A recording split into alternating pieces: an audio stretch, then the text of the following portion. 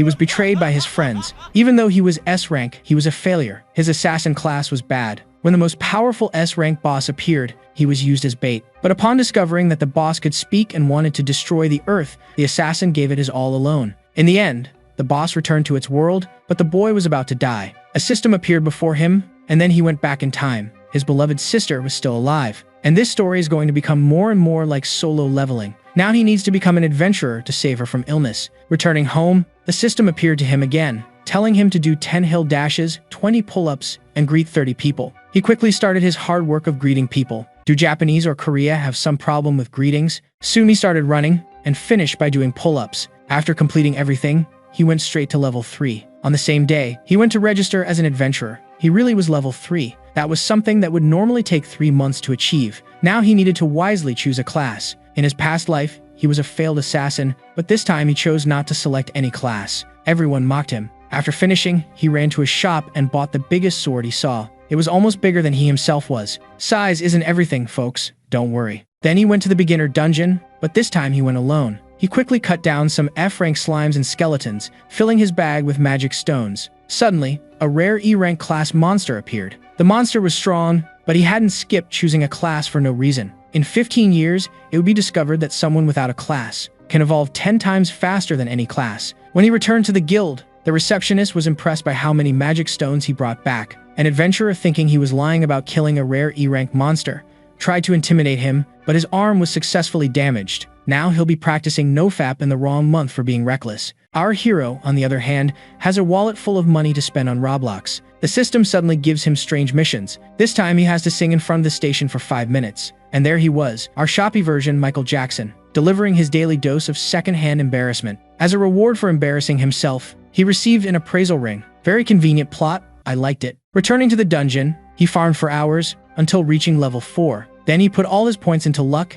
Is he going to a casino or something? He filled his bag with stones as always and returned to the guild. This time a man wanted to invite him to a dungeon raid, the Abyss Dungeon S rank. But when he told the guy that he was just a newbie and classless, he became a laughingstock. The man mocked him to his face and left saying he was just a loser. Our hero, on the other hand, doesn't care since his bag is full of stones as usual. However, this time he attracted someone else. Thick legs, like a construction worker's, a hot redhead appeared to greet him. She was very interested in him for being classless, imagining there must be some hidden advantage behind it. But it's a classic state secret, and she likes how meticulous and clever he is. She was Alice Takagi from the Carnelian Rage clan, an S-rank adventurer. Even the receptionist was shocked that the boy was always in the middle of trouble. Alice, just like the other man, also wants him to join the Abyss Dungeon. Takoyaki asks if that's okay even though he's classless, and she says he's welcome as long as he's strong. The boy is like that meme, extremely suspicious but can't prove anything. In the end, he accepts the girl's request. What wouldn't we do for a redhead, right? She also said she would send him permission to enter a D-rank dungeon. Suspicious meme again. Suddenly, the clerk said she would process the payment. The redhead was impressed that he had earned 90,000 kwanzas just from the beginner dungeon. With his pockets full, he already won over the gold digger who started asking him to buy her sweets. So off we go to the D-rank dungeon. Even though he was wearing cold weather clothes, he didn't expect the air conditioning to be set to 16 degrees. Suddenly, the first D-rank monster appeared. It's time to farm. The two were about to engage in a fierce battle, but the system interrupted our boy once again. He needs to hold his breath for 60 seconds, and Kiyomi was very upset with such a ridiculous mission. Right after reading the system's message, he saw one of the creature's paws coming his way. Dodging it was easy. Since reaching level 4, he had become much stronger. Now he was ready to attack, executing a clean cut on one of the creature's arms. However, he was able to notice that his strike wasn't deep enough, and he also needs to complete the system's mission, holding his breath for 60 seconds. Kiyomi is determined to become stronger, and he's already 10 seconds without breathing. The monster completely ignores his condition. While our boy tries to defend against the attacks, that minute without breathing feels like an eternity. Until finally, he manages to overcome this challenge, and the system will give him another reward. Feeling his strength increase significantly, Kiyomi realized he had reached level 5. Using the sword dance against the creature, his cut was able to turn its body into a puzzle. Using another technique, he transformed that monster into an inanimate object, leaving behind a huge carcass abandoned in the ice. With this, he also acquired a new skill, an ice barrier that protects against excessive cold, making exploring this dungeon much easier. But his last system task was very difficult. He thought the difficulty was being adjusted. Having stood still for a few seconds, his body was almost covered by snow. So our boy continued advancing through the frozen desert until he started chasing a rabbit that lives in that place, a level E creature. Finally, the boy managed to get close enough to attack, but as soon as he struck, he saw the rabbit completely dodge it. As if that wasn't enough, the creature even mocked our boy's slowness. Knowing he wouldn't be able to catch it, he decided to ignore the rabbit, as he had already collected several magic stones. While drinking a hot beverage, he began to think that it might be enough, feeling even more grateful for Alice's invitation, as he managed to gather many experience points in that place. Moreover, she also possesses exceptional beauty. Our boy still doesn't feel comfortable thinking about it, but it's very hard to ignore this fact. After drinking his beverage, he decided he would explore as much as he could that day. That's when he heard a scream of despair. Near where he was, an adventurer was being completely beaten. Some of his companions had already been turned into a t-shirt print. What was left of that group was a girl who was now unable to defend herself. In front of her was a huge and visibly dangerous rabbit. The girl closed her eyes, expecting the worst. But before the creature could completely crush her body, our protagonist arrived to save the day.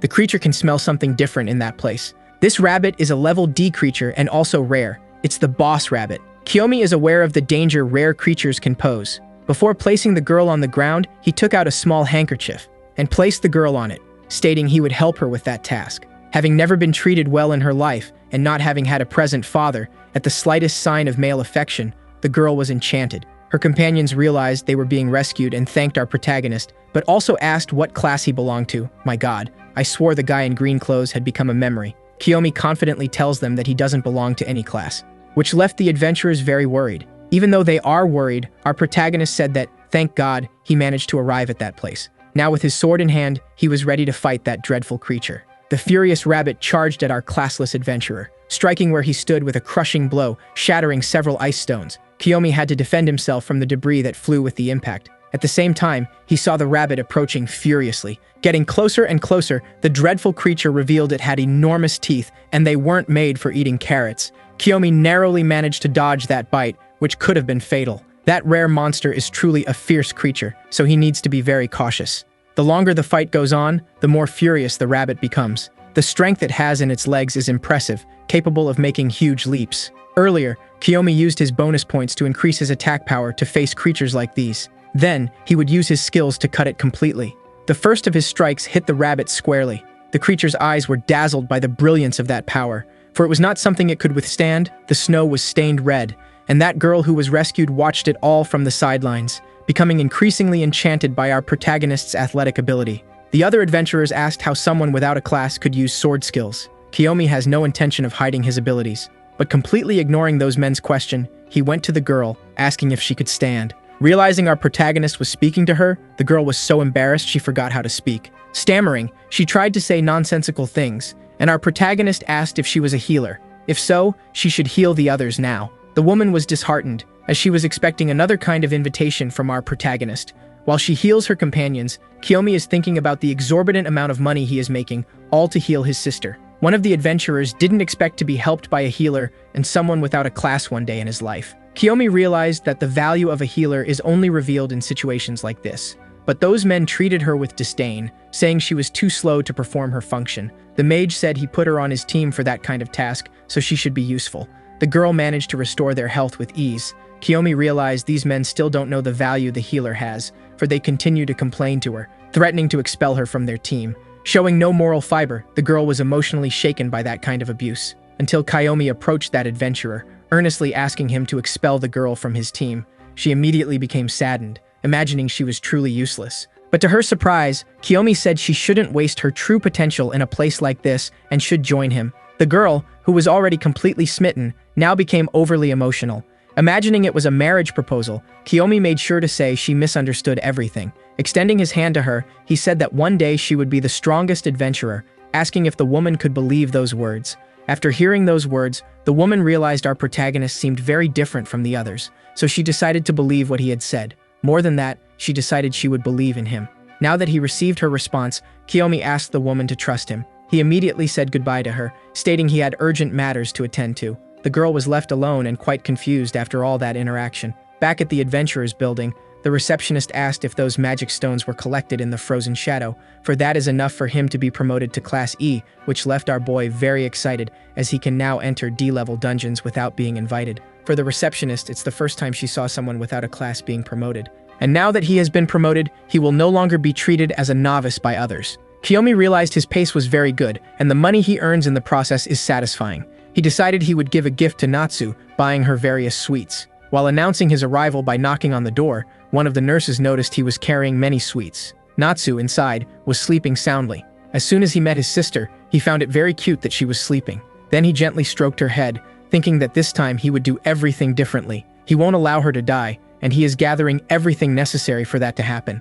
Meeting that healer in the dungeon was extremely lucky, for her powers will be essential in his sister's treatment. Trying to store the sweets in the apartment's mini-fridge, Kiyomi realized there wasn't enough space. He decided he would eat half of them to make space, and as he passed by the room, the nurse noticed that the boy bought the sweets for himself. Later that same day, Kiyomi went outside the hospital to call a certain person. He immediately introduced himself, and the woman said that his call at that time was unexpected. Kiyomi said he had already completed the task she gave him. Alice was impressed that he had gone through the dungeon without any class, while our protagonist thanked her for her help in his journey to become stronger. While the illustrator spent a lot of time drawing a scene where this woman was very comfortable, she asked if our protagonist had many expectations, and if he wasn't interested in learning about other dungeons. Kiyomi responded negatively to her. In fact, he wants to train a person, and Alice has a large network of contacts. He assured that this person is a promising healer, and he would like her to be in a team where there is also a necromancer. Alice seemed interested in that circumstance, saying that our protagonist's methods are very peculiar.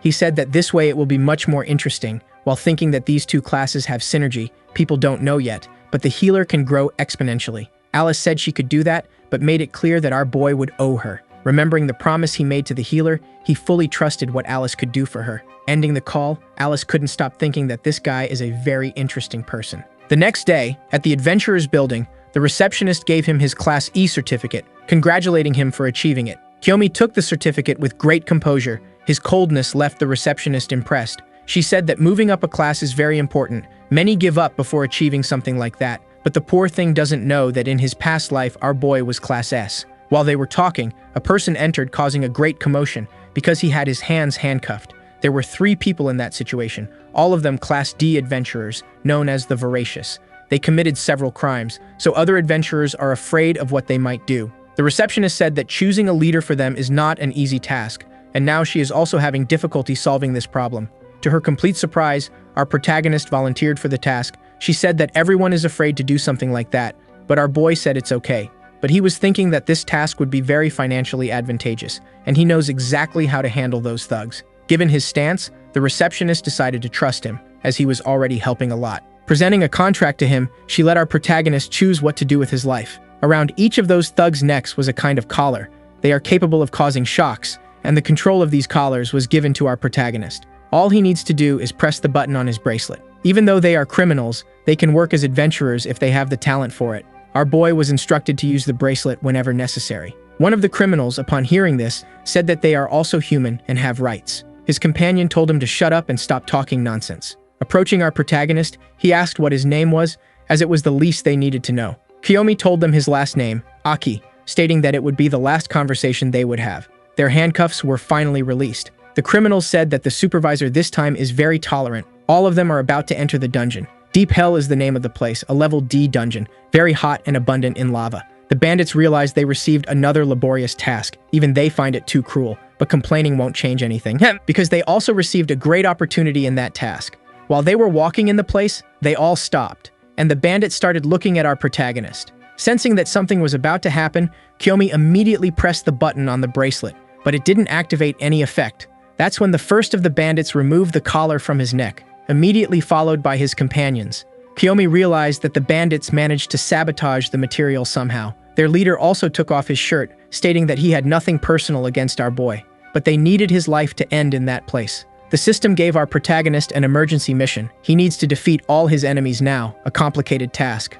Kiyomi realized that the system levels the missions with the situations he encounters in life. The combat between them is about to begin. Before they could move, a large creature revealed itself, emerging from that sea of lava. A fireworm, a level D creature, is about to attack all of them. Its giant body easily destroys the rocks. Kiyomi noticed that the monster was heading towards one of those criminals, but he managed to strike the creature, breaking one of its jaws. All of this using only his hands. For the criminal, that monster is too weak. Even though they are in Class D, each of them is very close to moving to the next class. Kiyomi realized that the criminal must be a fighter. Now he is sure that victory is a possibility in this situation. The criminal was concentrating his power, charging an attack against our protagonist. Rushing towards him impetuously, he believed the battle would be decided with the first blow. Reacting quickly, Kiyomi managed to dodge the impact, but the rock that was hit by the criminal's punch was completely destroyed, which made our protagonist increasingly alert.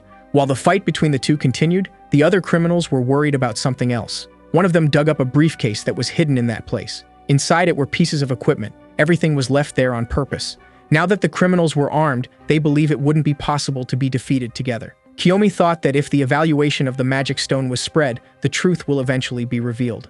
Another thing he noticed is that the fighter class is not compatible with equipment. He blocked the criminal's blow with great ease. Even so, the offensive power of the fighters is very great. Now that he managed to block his attack, he noticed the bald man was coming towards him like a locomotive. Kiyomi immediately positioned his sword to receive him, striking the blade against the bald man's armor, which had great defensive capability. Since he hadn't caused any damage, Kiyomi needed to gain distance from those men. The fighter class can be truly formidable, but there was a notable disadvantage in this class: proficiency with equipment. That's why our boy has a chance of victory. He decided to focus his attack on the bowl-cut head, who wasn't expecting to become a target. Acting quickly, he managed to block our protagonist's sword. The criminal believed that this would be his opportunity to stop being a background character in this story, avoiding our boy in a furious and wicked manner. But Kiyomi's reflexes are very sharp. Dodging that was easy. What he didn't expect was for the bald man to grab him from behind, throwing our protagonist's body far away. Because of the force of the impact, he also dropped the sword. Kiyomi is trying to recover from that, as even his breathing was disrupted. Facing 3 enemies at the same time is not an easy task, but now that the fight has extended for a while, he can perceive the difference in proficiency between them. Once again, assuming a combat stance, Kiyomi believes he can win against them. The leader of the criminals is no longer so optimistic, realizing that the boy is very capable. He ordered his henchmen not to hold back, as they need to resolve this as quickly as possible. They immediately obey the criminal leader, strengthening their bodies through a technique. Thanks to our protagonist's mastery, he was informed by the system that he had learned a new skill. At that moment, the bowl-cut head launched an attack, believing that a classless adventurer couldn't do anything against him. Before his eyes could perceive it, our boy's sword was already inches from his chest. The poor guy still tried to block the attack with the axe. Classless adventurers learn very quickly, and with the physical strengthening technique, our protagonist managed to slice that criminal, who now doesn't seem so happy to be fighting against a classless adventurer. Kiyomi finally managed to take down the first of the criminals. His proficiency emerged at the perfect moment. The bald man was furious with what just happened and started running towards our protagonist. Kiyomi used the sword dance technique against him. Due to the distance, the blow was deflected by the bald man's armor, who realized that it was the technique of a monster. Now he was getting closer and closer to our boy. Destroying a wall of rocks that was behind Kiyomi, he asked how a classless person could use that ability. That's when he realized he hadn't hit anything at all with his body, and our protagonist managed to dodge by jumping high. While gravity fulfills its existential task, our boy is waiting for the contact, executing a perfect strike against the bald man. Now he has already defeated 2 of the criminals. Kiyomi realized that physical strengthening is an interesting skill. In that jump, he went very high. The remaining criminal realized that taking off his shirt wasn't enough, as now he needs to throw away the underwear he's wearing too. Completely terrified, he asked our protagonist what he really is, as he shouldn't be so strong, for that was not what they had agreed upon. He said this while calling for Akira. Kiyomi began to wonder who could have that name. Still pondering, he was surprised by someone who grabbed his leg. It was the bald man who had refused to board the Isekai Express. Holding our boy, he said he would manage to return to the outside world. Kiyomi realized his mobility was reduced. The last of the criminals was prepared to surprise him at the right moment, managing to hit our protagonist's face with his gauntlets. Kiyomi's body was thrown several meters inside the dungeon. The criminals wanted to believe it worked, as they had a stroke of luck. Kiyomi's vision became very blurry. The force of that impact was truly intense, and breathing was becoming increasingly difficult. That's when he remembered what happened with his sister, and that he has a mission to fulfill. Immediately, the criminals were frightened. Kiyomi was leaning on his own sword to stand up. He wouldn't lose this time, because he needs to save his sister's life. Determined to end the fight, he used physical enhancement once more, since he had enough reasons not to give up. Passing by the criminals with a single strike, he sent both to the wonderful world of nostalgia. Leaving behind only inanimate objects, the system notified that the emergency mission was completed. As a reward for this, he received a small key. Immediately, the system asked if he would like to use that item. Given everything that happened there, he decided he would use the key at another opportunity. Upon leaving the dungeon, he also brought with him the bodies of the criminals, presenting those men to the authorities once again, and the police asked what happened inside. But Kiyomi was too weakened to respond, and he fell to the ground. Immediately, help was called. Inside a luxurious room, a man is being informed by his subordinates that there was interference in his plans. He wants to know who was responsible for doing this. Receiving on his phone the data of our protagonist. Seeing that he has no class, he asked if it was a joke, but his subordinate assured him the information is true.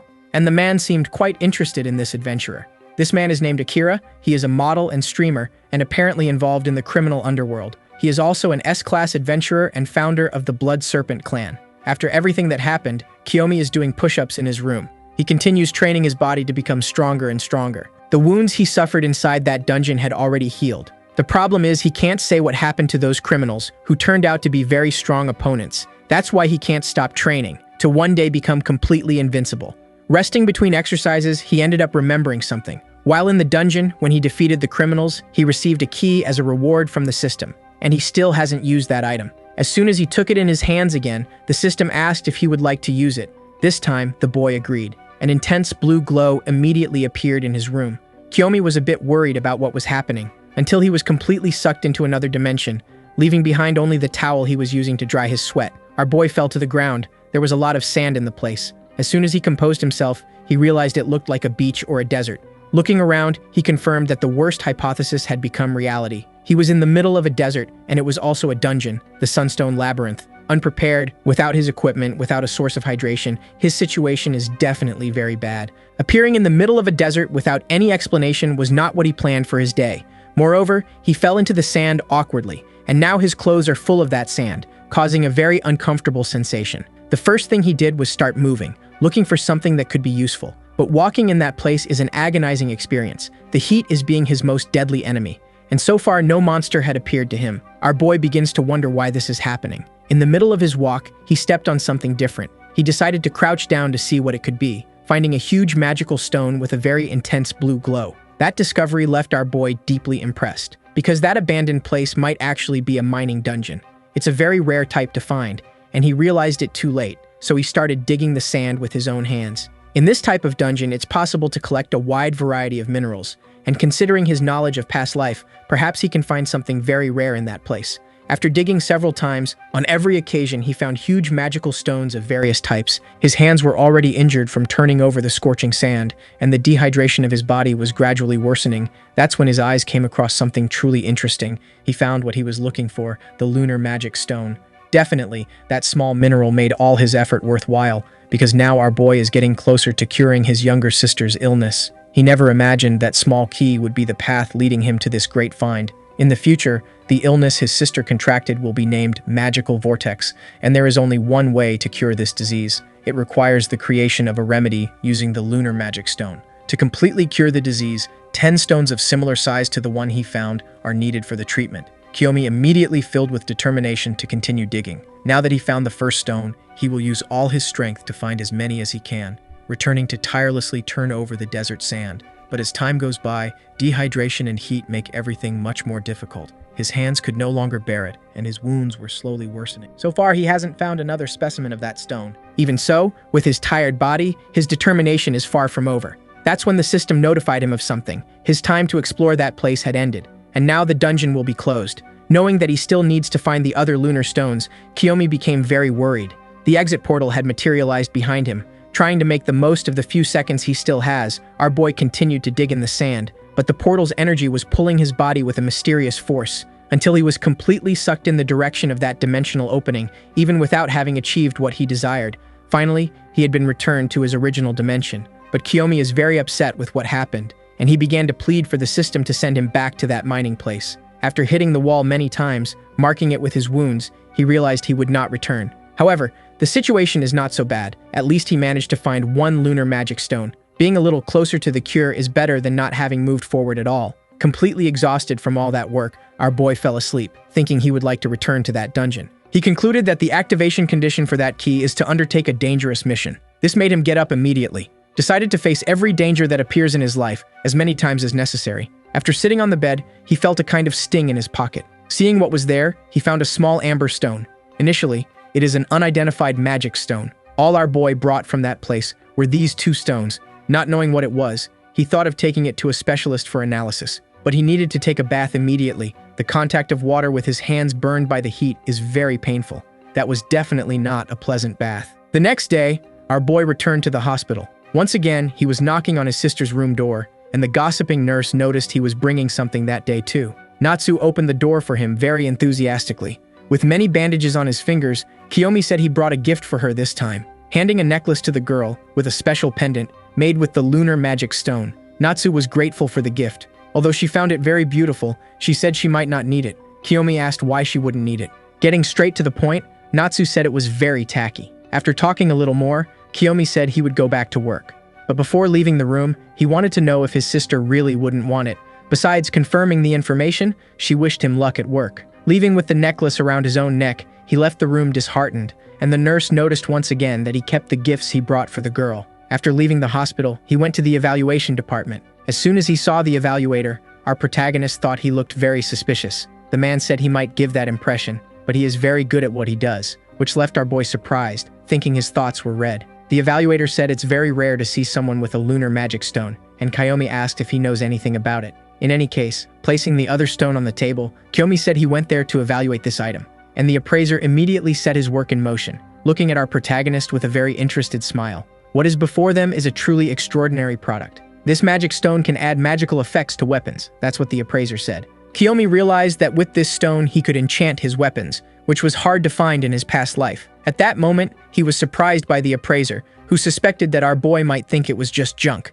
In any case, he should not underestimate the rarity of that item, because through this stone, he can enchant armaments. The appraiser asked if our protagonist knows what this truly means, saying that he won't need to work again. Kiyomi remains with the same expression of total disinterest, and the appraiser asked if he didn't like it, because this is an incredible possibility. Not needing to work is what everyone desires. The truth is that our protagonist hadn't understood what those words meant. The appraiser said that this particular stone absorbs the souls of monsters defeated by the enchanted weapon, making them his subordinates, and he can also take their abilities. They will only discover what it really does after enchanting a weapon with it. It was at that moment that our boy realized this could really be exciting. The appraiser asked if he would be able to do something like that, and Kiyomi assured he would put it into practice. It didn't take long for the appraiser to do as our protagonist decided. Now he needs to test what his sword will be capable of doing. Kiyomi thought for a few moments but knows exactly where he should go. In the adventurer's building, he went to the training room, where a man working there is calling for the next user.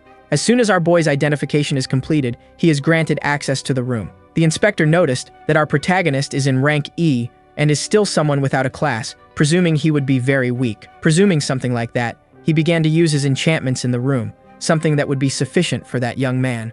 A large magic circle appeared beneath them, dazzling their eyes. Small creatures also began to appear. Their danger level is Class E. At first, these monsters seem harmless and are flying as if they were cotton candy, but their tiny bodies hide a huge and threatening mouth. The first creature is about to attack our protagonist, who did not feel threatened at all, cutting the first one with great ease. As soon as the creature was defeated, a mysterious energy began to emanate from the sword, heading towards the creature's body, until that energy completely enveloped Kiyomi, who also doesn't know what's happening. After everything was absorbed, even the inspector responsible for that room was surprised. The system notified that a point of magical defense was absorbed because of that. Kiyomi finally realized that the advantages of that magic stone might be greater than he was expecting, confirming that his magical defense had increased by 1 point. The inspector asked our boy what had just happened. Kiyomi told the curious one not to worry about anything, and there is something important to ask now. He wanted to know if this summoner is only capable of bringing low-level creatures. The comment, although simple, left that man quite challenged, saying he will summon creatures strong enough for our protagonist to scream for help. Before he could perform his summons, a man entered the room. He was accompanied by a girl and asked if he could join that training session. He also said he was very grateful to meet them both. The inspector was adamant that time was reserved for Kiyomi, asking the other adventurer to wait for his turn. It was then that he showed a dark card, granted by the bank to those who like to use revolving credit imprudently. Willing to pay for what he will request, the man with the thin mustache wanted a mass summoning.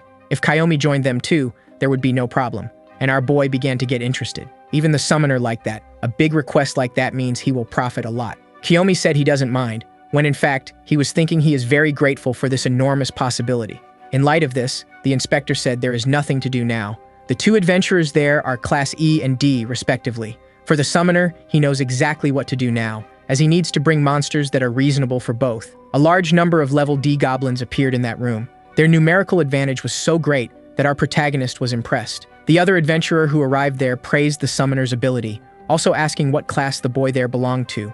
With great astonishment, he learned that our protagonist had no class at all. He and his companion soon began to smile at this situation, apologizing for dragging our boy into something so dangerous. After that, he began to draw his swords, prepared to train. He and his companion were confident they would defeat all the creatures, charging at them impetuously. Before they reached the larger group, one of the monsters decided to attack as well, jumping on him, but the adventurer managed to block it using his swords. Taking the opportunity to surprise the creature with a kick, he aimed his attack at the monster's legs, which ended up losing balance from the impact and falling to the ground, becoming completely vulnerable to the sword attack that would follow. The adventurer and his companion are pleased that they are defeating the creatures. Now he is finally prepared to attack the next one. Unexpectedly, all the other monsters were wiped out. The only person alive in the middle of the room is our protagonist. Kiyomi said she already took care of that side. The adventurer and his companion were taken by great disbelief. Kiyomi thanked that stranger, as mass summoning is something too enjoyable. Bidding them farewell, she said she hopes to meet him soon. Before leaving the training room, the summoner has a question to ask. He wanted to know more about the boy's movements, because it's impossible for someone without a class, and who is in class E, to perform such movements. Showing great interest in the identity of our protagonist, he asked who he is. Not willing to give details about his personal life, Kiyomi limited himself to saying he is someone without a class, leaving the summoner speechless. He just asked our protagonist to return one day, promising to summon even more powerful monsters for him. Kiyomi let a discreet smile escape his face, stating he would be grateful for that. After defeating 42 monsters in that room, he ended up gaining 3 points. He doesn't always manage to absorb them. Inside the locker room, he began to think about this while taking a shower. The more he fights, the stronger he is becoming. His weapon has become something frightening. Now outside, Kiyomi saw that there were very agitated people in that place. A man in a suit met him and asked if our boy was an adventurer. He immediately confirmed this information, leaving the man grateful. Because a dungeon overflow was underway, Kiyomi was immediately shocked by this news. All adventurers were being recruited for that region. In a dungeon overflow, the creatures managed to escape into the human dimension. The situation is really dangerous. Kiyomi needs to prepare. At that same moment, the system gave him an emergency task. Kiyomi realized that this is a great opportunity to become increasingly stronger. While people are desperate, Kiyomi thinks he can wait for exclusive rewards, thanks to those emergency system missions. And one of them finally appeared again. His objective is to put an end to the cause of the overflow. This objective left him thoughtful. He always thought this type of event was a natural disaster. While he was pondering if it really wasn't accidental, a man told him to hurry up and go where he was needed. Kiyomi said he would do so, but leaving the man increasingly anxious, he first took care to store his things in his backpack. In his city, Shibuya, chaos and destruction are spreading everywhere. People are running for their lives, while the monsters are running to kill people. In the crowd's desperation, a girl ends up tripping and falling. That made her an easy target for the creatures. One of the goblins saw a great opportunity in that, heading straight for the girl, prepared to end her life. In the face of despair, the girl closed her eyes and began to scream, missing the chance to see the creature's head being cut off. When she reopened her eyes, she realized her life had been saved by an adventurer. Still trying to understand what happened, she managed to at least thank our protagonist for what he had done, calling him a swordsman. This made Kiyomi correct the girl, stating that he has no class at all. That statement made her immediately shocked. Thinking he might be a complete useless person, she decided to flee from that place as quickly as possible. Our protagonist tries to hide it, but this kind of reaction from people regarding him leaves him hurt. Other adventurers are also there to help with containment, but they ended up encountering a dangerous creature. They are preparing to attack this monster together. From within the darkness, the creature emerges while eating a rice cake. A hobgoblin, a level D creature, and on this occasion, it had already ended the lives of many people. As soon as the adventurers realized its level of danger, they decided to flee, leaving one of their companions behind. Our protagonist was approaching this location, encountering the adventurers who were fleeing. His arrival ended up surprising the only adventurer who had remained, who asked who our boy was. Kiyomi immediately introduced himself to him, stating that he is also an adventurer and is at level E. However, he hadn't chosen any class. This simple statement brought great fear to the other adventurer, imagining that the presence of this boy would only bring more problems. He hadn't even noticed that a vehicle had been thrown in his direction. Looking back, he realized there was little he could do about it, but his will to live was strong, and with all his strength, he jumped away from the path of that object. All this while, the monster found it amusing. Our protagonist knows that this monster possesses great attack power. Their physique is robust and resilient, but the creature's ear separator is merely illustrative. Its thinking capacity is deficient. Overflowing with confidence, Kiyomi told the other adventurer that they need to resolve this quickly, and he agreed. Showing that courage is abundant in him, our protagonist told the man that he would attract the creature's attention. As soon as he finished his sentence, he started running at full speed. The adventurer left behind panicked, thinking he was left alone, but that creature seemed to be hypnotized by the movement, immediately heading in the direction of our protagonist. Kiyomi was already expecting something like this to happen, while the other adventurer was surprised by the outcome.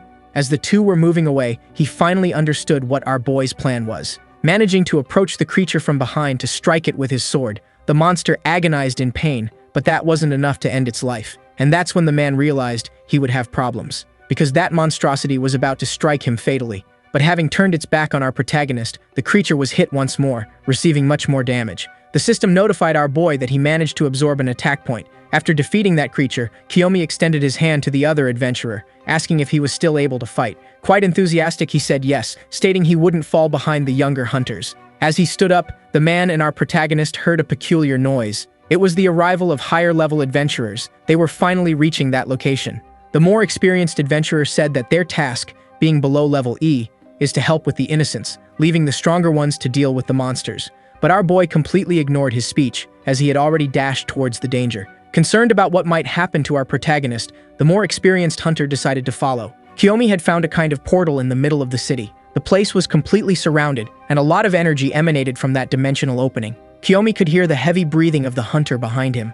He had to make an effort to keep up with our boy, who asked why he decided to follow him. The man said he did it because that boy was trying to go to a dangerous place completely alone. Kiyomi was about to say that the man was a very nice person, but changed midway, stating that the man was actually an idiot, and he was upset for realizing that he had intentionally changed the words. Anyway, the adventurer said that this young man might be strong, but going alone is still imprudent. It's also dangerous for him, but the man will make sure to return home to have a drink later, saying that the young man should do the same and avoid traumatic and dangerous events. He asked what our protagonist was doing in that particular place. Kiyomi said he was going to eradicate the cause of the overflow. For that more experienced hunter, this type of event was also a natural cause, and heading towards the portal, Kiyomi stated he would find out if that was true or not. Our boy was about to touch the gate. The closer he got to that opening, the more intense the energy emanating from it became. The brightness of the rays was so intense that his vision was already dazzled, until the resulting flash was strong enough to resemble an explosion. Indeed, that's what happened. Our protagonist's body was repelled far away, leaving the other adventurer worried. It wasn't possible to enter that portal, but having tried to interact with it, something had emerged. The other adventurer began to wonder what that could be. A creature had appeared. It was level C, the Echo of Kurulkan. The monster began to wonder how it had been discovered, and our protagonist had seen that symbol somewhere before. It was present at the event that ended his former life. After being revealed, the monster began to change shape. Resembling very much the dragon that was defeated by our protagonist, the monster was willing to end the lives of those men. The most experienced adventurer was completely desolate. Believing that this would be his last adventure in life, the fierce creature was prepared to attack the two adventurers. As it charged its destructive attack, a characteristic glow appeared in its throat. Kiyomi immediately remembered his past experiences regarding that, but the monster's attack was too fast, and he now needed to defend himself. Having no way to block that attack, the only option left was to flee, and he took the other adventurer with him. The two managed to avoid the worst from happening. Upon falling to the ground, Kiyomi noticed that the man's sword had almost completely rusted. He tried to think about what could have caused that, and concluded that it was the effects of time. Being hit in any way by an attack from that creature would be extremely dangerous. Kiyomi was trying to think of a way to act against it. The man asked to be left behind, as he was just a burden to the boy. Kiyomi remembered that he had said earlier that he would return home. Those words left the old adventurer quite moved. While they were talking, the creature was about to launch another attack. Kiyomi saved the man once again, who told our boy they would drink together at the end of that day, but to everyone's surprise, Kiyomi said he couldn't do that because he was still underage. Now at a safe distance, our boy wielded his sword, being warned by the man not to be reckless. Kiyomi already has battle experience against enemies that use tactics in this way, and the creature asked if he really thinks he can win that duel, advancing against him immediately, this time, to deliver a physical attack. Kiyomi was not expecting this sudden change in strategy, so he had to dodge to the side before being hit. Even though he reacted quickly, he ended up cutting the creature's body. He also couldn't miss that opportunity, immediately wielding his sword to attack, managing to hit the monster's body, but his strike wasn't very effective. The hardness of that armor is so great that the blow ended up reverberating, and our protagonist's arm is trembling, and that hideous creature attacked him again with its cosmic breath. Kiyomi remembered that a dragon never burns its own throat with the attacks it uses. That's why there is that magical point at the base of its throat. That is the point where he should focus his attacks. Assuming an offensive stance, he used his body strengthening technique, sending his sword dance attack against the creature. the monster realized it needed to act, but ended up being hit by our boy's attack. As its weak point was hit, the creature asked if it had really been defeated. Kiyomi knows that the monster's attacks demand a large amount of magical power, and now that it appears to be exhausted, it's the perfect opportunity for him to concentrate his attacks. Hitting the creature's body several times, he managed to cause some damage to its armor, finally exposing the most sensitive part of the monster's body. Now that he has access to it, Kiyomi managed to deliver a much more efficient blow than all the others. The pain spreads through the creature's body, and its cries of pain and agony echo through the air. Kiyomi realized that the creature's desperate reaction could be dangerous, being immediately hit by the monster's tail. The force of the impact was enough to throw him far away. Kiyomi tries to recover to return to that combat, as the enormous creature was already flying in his direction, ready to attack him physically. Our boy realized he needs to act immediately, or his life will end prematurely. To his surprise, the monster's attack was blocked by the other adventurer's shield. That man had put his own life at risk to save our boy. He tries to hold the creature as best as he can while asking if Kiyomi is okay. That was the greatest help he could offer in a battle like this. But for our protagonist, that was more than enough. The creature's body begins to collapse, without apparent cause. Not only was the monster perplexed, but the adventurer holding the shield was too. All of this was the work of our protagonist, who used poison to defeat the monster. He had learned that skill after defeating the hobgoblin they encountered earlier. The monster's body was paralyzed and could barely speak. Seeing that our protagonist had approached dangerously, the creature said a name, Karuna. Right after that, its life was ended by a slashing blow, and the system notified our boy that he managed to absorb a defense point. Moreover, he managed to reach level 7 by defeating the creature. Finally, the emergency mission had been completed, and as a reward for our boy, he received another mysterious key. Thinking about what had happened, Kiyomi felt that he would fight that creature again. All that remained in that place were the victorious adventurers, and the old man asked what the young man had received. But our protagonist continued cleaning his sword, and the old man realized he shouldn't ask so many questions to the one responsible for saving his life. The truth is that after the stress came great relief, and even though they don't know each other well, the two became friends because of the hardship. The smile on our boy's face doesn't deny this fact. Their meeting was soon interrupted by the arrival of men in suits. One of them wanted to know if they were the ones responsible for defeating that creature. Before our protagonist could respond, his unusual friend stated that most of the work was done by this young man. The man in the suit remembers our boy,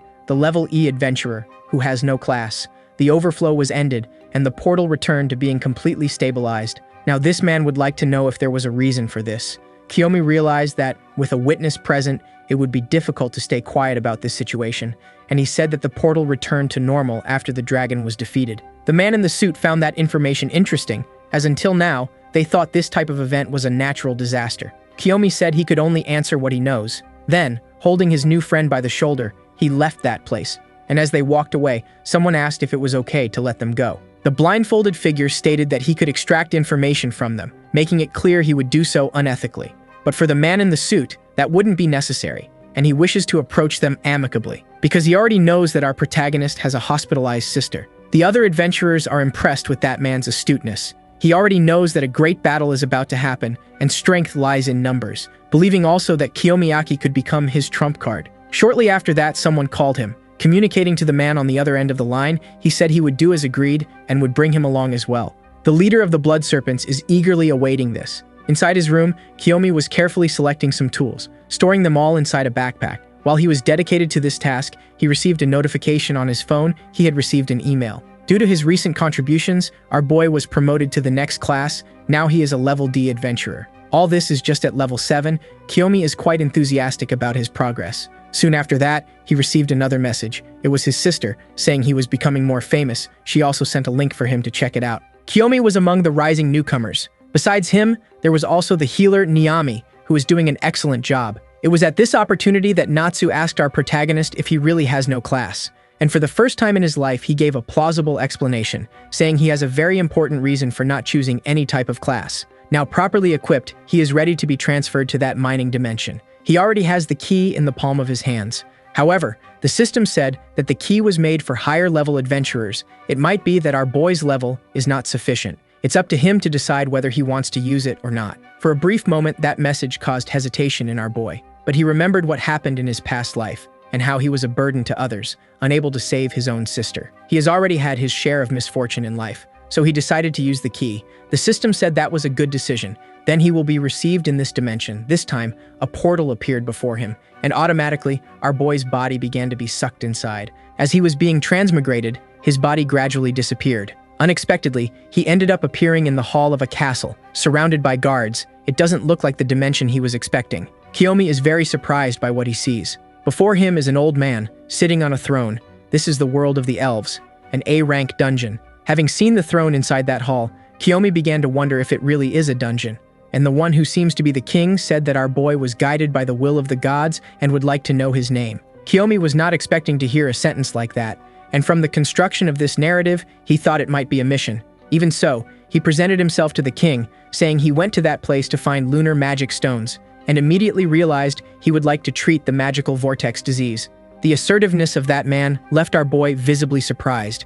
The king said that if that's what the boy desires, he can order an alchemist to prepare everything. However, the lunar magic stone is also a very valuable resource in that world. Kiyomi immediately realized that it wouldn't come for free, asking if he should do something challenging. The king said the boy is smarter than he seems, and the will of the gods sent an interesting adventurer. Their dialogue was interrupted by the arrival of a messenger. What they were discussing could not be heard by our protagonist, but the king was truly surprised to discover that the adventurer had no class. Even the soldiers were hesitant and worried. He even thought there was some kind of mistake, as this was not expected. Kiyomi asked the king if there was a problem, and quite embarrassed, trying to hide his frustration, he said no, believing that the will of the gods is never wrong. But the task for our boy would be to duel, and his opponent would be the great sinner. His crime is having attacked his own people.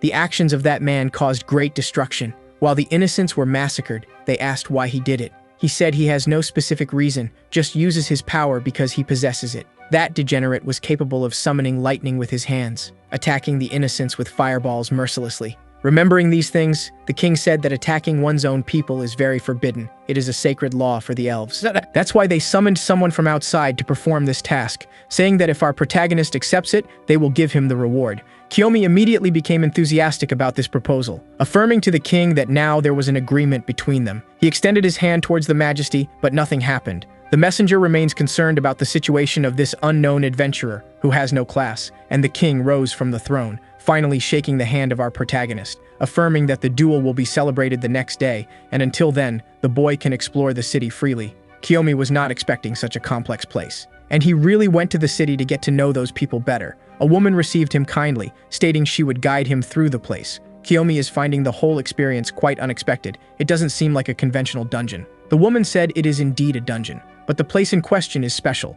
It's been 10 years since the last time someone from outside went to this place. Our protagonist is entertained by the exotic shape of the fruits. He asked what happened to this last visitor. Without sparing our boy from the harsh truth, the woman said the last visitor is pushing up daisies. This made our protagonist realize the place is potentially dangerous. While they were strolling, they heard some people clapping. It seems some event is going to happen in the square, and the woman suggested they take a look too. An elf is catching the attention of the people passing by, as he was going to show them an interesting magic show. In their language, he began to prepare the strengthening enchantment, and right after that, he created fireballs with his hands, throwing what he had created into the air. Upon closing his hands, the fireball exploded, creating an interesting pyrotechnic show. Kiyomi realized it was too strong to be just a fireball. The man said that technique temporarily strengthens someone's ability. The woman guiding our boy said it was invented recently. As our classless adventurer learns easily, he learned that ability just by seeing it. It will definitely be very useful in battle. He ended up having a good start. As soon as the sun set, he realized he had already done a lot that day. He revealed to his guide that he would like to know more if he had the opportunity. Giving a superb response, the woman said he could learn more if he survived the next day. Kiyomi did not like the suspicious tone of her voice. Even so, he bid her farewell without a problem. The next day, he is walking through the corridors leading to the arena. His steps are firm and confident, and he finally entered the place where the duel will happen. Several people are there to witness the spectacle. On the other side, his opponent is being brought in as well. My God, what an exaggeration by the illustrator. Look at the size of this guy. He must have been drinking protein shakes from a baby bottle, never afraid of needles. Kiyomi immediately noticed that this citizen was a bit different from what she had heard. The prisoner asked the guard if he would be released if he emerged victorious. He immediately began to use magic in that place, creating a large magic circle with the tips of his fingers. The entire place was covered in darkness, and Kiyomi understood that this technique altered time itself, and the degenerate prisoner said that this festival would nourish his development. The prisoner was approaching our protagonist with great confidence. This time he began to handle lightning in his hands, enveloping our protagonist with yet another of his spells. That water manipulation technique was preventing our boy from seeing completely, until he realized that the rain was only happening around him, but he couldn't allow this to limit him, so he held his sword firmly, only to see the criminal using another technique. This time, a purple-colored sphere appeared. The criminal struck his technique on the ground, and it began to spread throughout the place. Without our protagonist noticing, the ground beneath his feet started to become malleable, until a force began to pull him in. Kiyomi was being swallowed by the earth. He had no knowledge of that magic, which to him also came from an unknown technique. While being swallowed, he tried to hold onto the ground with his own hands. The most unexpected thing was that the elves seemed to be cheering for the criminal, who, looking at our protagonist, asked what was going wrong, as he was just beginning his moves, stating that our boy is a fool who was deceived by the bait and ended up in that situation. The king was already imagining that it would be too challenging for a human, but the result doesn't matter, because the one who will lose his life will not be one of his people. Kiyomi realized that at this rate he wouldn't be able to resist, and used his body-strengthening technique to try to get out of the hole. But the strength he received was still insufficient. That's when he decided to use skill enhancement. This time, he managed to pull his body out of that mud hole. Even the criminal was impressed with what he saw, while our protagonist was relieved to have learned that technique, because now he can move much better than expected. Launching his sword dance attacks against his enemy, the cuts went through the air until they collided with a barrier. Kiyomi was astonished by that result. What he had hit with his blows was just an ice construction. The criminal had moved out of his reach, claiming that human magic cannot go that far. This time he used ice to attack as well, but our boy has resistance to cold. That poses no danger to him. But the criminal remains confident, raising his hand high. He said that our protagonist should recognize the difference in power between them, sending a great shower of ice stakes in the boy's direction. The sharp projectiles are heading towards our protagonist. The impact caused by them is devastating, causing a great amount of destruction. Due to the dust raised by this attack, the audience is confused, not knowing what had happened. It was as if a great ice sarcophagus had been constructed in the middle of that place. What is truly bizarre is that these people are cheering for the criminal, who in theory broke one of their most sacred laws. Celebrating, the criminal said he was finally free. Looking directly at the king, he asked if he would keep his word. Apparently, the Majesty is the only person in that place who wasn't cheering for the criminal, and surprising everyone present, the ice sarcophagus exploded. Neither the king nor the audience was expecting such an event. Something had happened inside that mountain of ice. Our protagonist's sword emerged from that place, its blade glowing. And thanks to this ability, he managed to escape that prison. The criminal seems impressed with our boy's capability. Kiyomi realized that despite that volume of muscles, the elf he's facing doesn't seem to be someone endowed with physical strength. In that body, it's just for Instagram photos. For the criminal, the duel is becoming more and more interesting, and he went back to preparing another of his spells, thinking he should further increase the power channeled through them. Kiyomi said his enemy is very skilled, while thinking in surprise that this demon can become even stronger. He can't keep up with this enemy's pace, and began to wonder if there's any way to counterattack this monster. He remembered an event from his past life, where he heard an adventurer say he encountered a very clumsy elf. The creature's hair caught fire with its own magic, and after that, he started running in panic. Kiyomi realized that this simple clue might be his only way out of that battle. He immediately diverted his gaze, contemplating those in the audience. The criminal didn't like this attitude, saying that our protagonist shouldn't get distracted. However, he wasn't expecting that our boy was already in the midst of his attack. Even using body strengthening, he wasn't able to hit his enemy. Kiyomi then used technique enhancement, but the elf also managed to dodge that, jumping into the air, avoiding being hit by the sword. Underestimating our protagonist, he said that he is very skilled. But if that's all the power he has, there's not much to be done. At that moment, our boy started to smile, because the creature's hair had been cut without him noticing.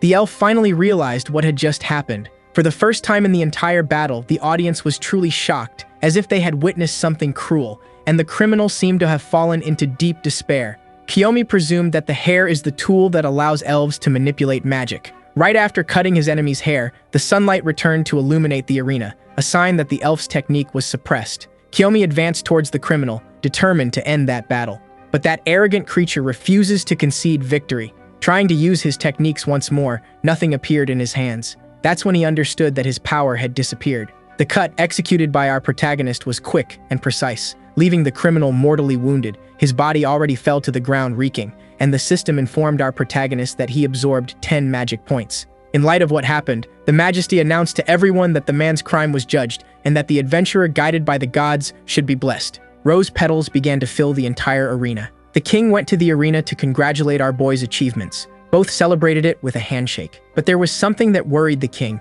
He asked how that human knew about their hair secret. Kiyomi decided to remain silent in the face of that question. Concerned about what might happen, the king offered an extra reward if our protagonist didn't reveal the secret. That small cube is an abyssal magic stone. Kiyomi knows that this magic stone comes from the last dungeon, the Abyss. Placing the necklace around our protagonist's neck, he said he no longer cares how he discovered that information.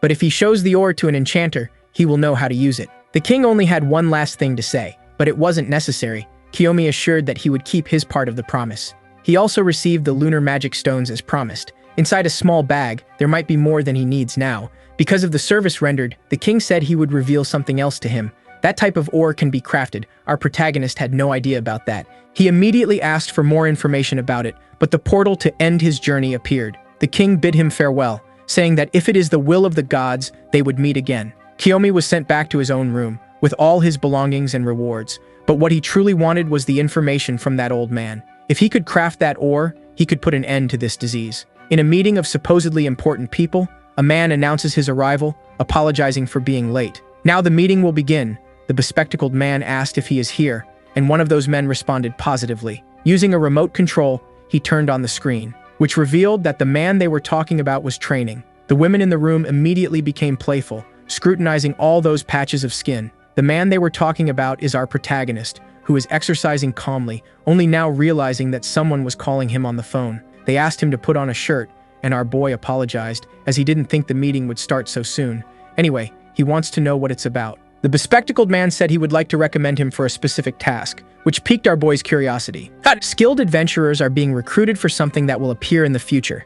Since his name was suggested by Alice, they would like him to participate as well. Knowing that all this is involved with her, Kiyomi said he would like to know the details of this operation. The bespectacled man made it clear that what he is going to tell him is confidential, warning that our boy should ensure that no information would be leaked. Handling his tablet, he shared some information, showing our boy a graph. In response to our boy's question, he said that it is an analysis of the number of adventurer deaths. A statistic that is increasingly growing is the one caused by other adventurers. This left our protagonist deep in thought. The man with glasses said it might be hard to believe, but it's the truth, and he was going to talk about the other data. But he was interrupted by our protagonist, who already suspected he would talk about adventurers who do this intentionally.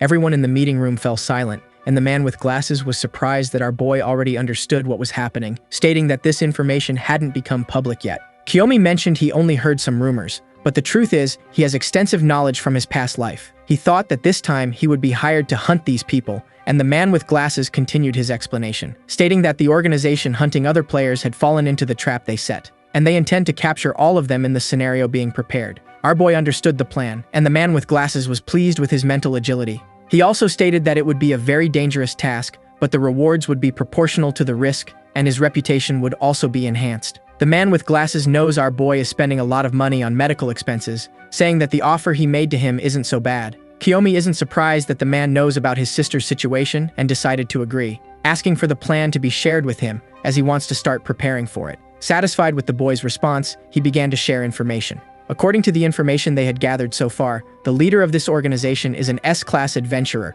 Akira Babazono. While they are talking, a huge creature is attacking someone. Akira is responsible for facing it and is asking his team if everyone can see it. His actions are being broadcast to his audience, and he said that the monster is rank B, but for those who know the countermeasures, defeating it is easy. The creature prepared its trunk to attack him, completely destroying the ground where he was standing. But Akira managed to dodge it with great ease. In this small window of opportunity, he was going to show a weak point of the creature. Executing several cuts, he confirmed that the weak point was the bump on its head. The entire upper part of the monster's neck was sliced like sashimi. While Akira told his audience that this is an easy task, he is quite popular on social media. Upon leaving the dungeon, there was a large number of fans waiting for him. Pretending to be a good person, he thanked everyone for their attention. But as soon as he got into the car, his personality changed completely. He doesn't like being the idol of these people who are nothing more than commoners. He was soon informed that he had received a message from the Blood Serpents. Their trap is proceeding as planned. Akira is eager to know what kind of adventurer was hired by the bureaucrats to take them down. Analyzing those data, he came across someone peculiar, because he found the photo of our protagonist. the adventurer responsible for defeating those criminals inside a dungeon. Showing himself to be an incorrigible sadist, Akira is eager to meet our protagonist inside a dungeon. On the other side of the city, our boy bought some flowers. He went to visit his sister, and the gossiping nurse noticed that the gift of the day was flowers. The boy opened her room door, and Natsu was reading a book, and she seemed to like the gift of the day.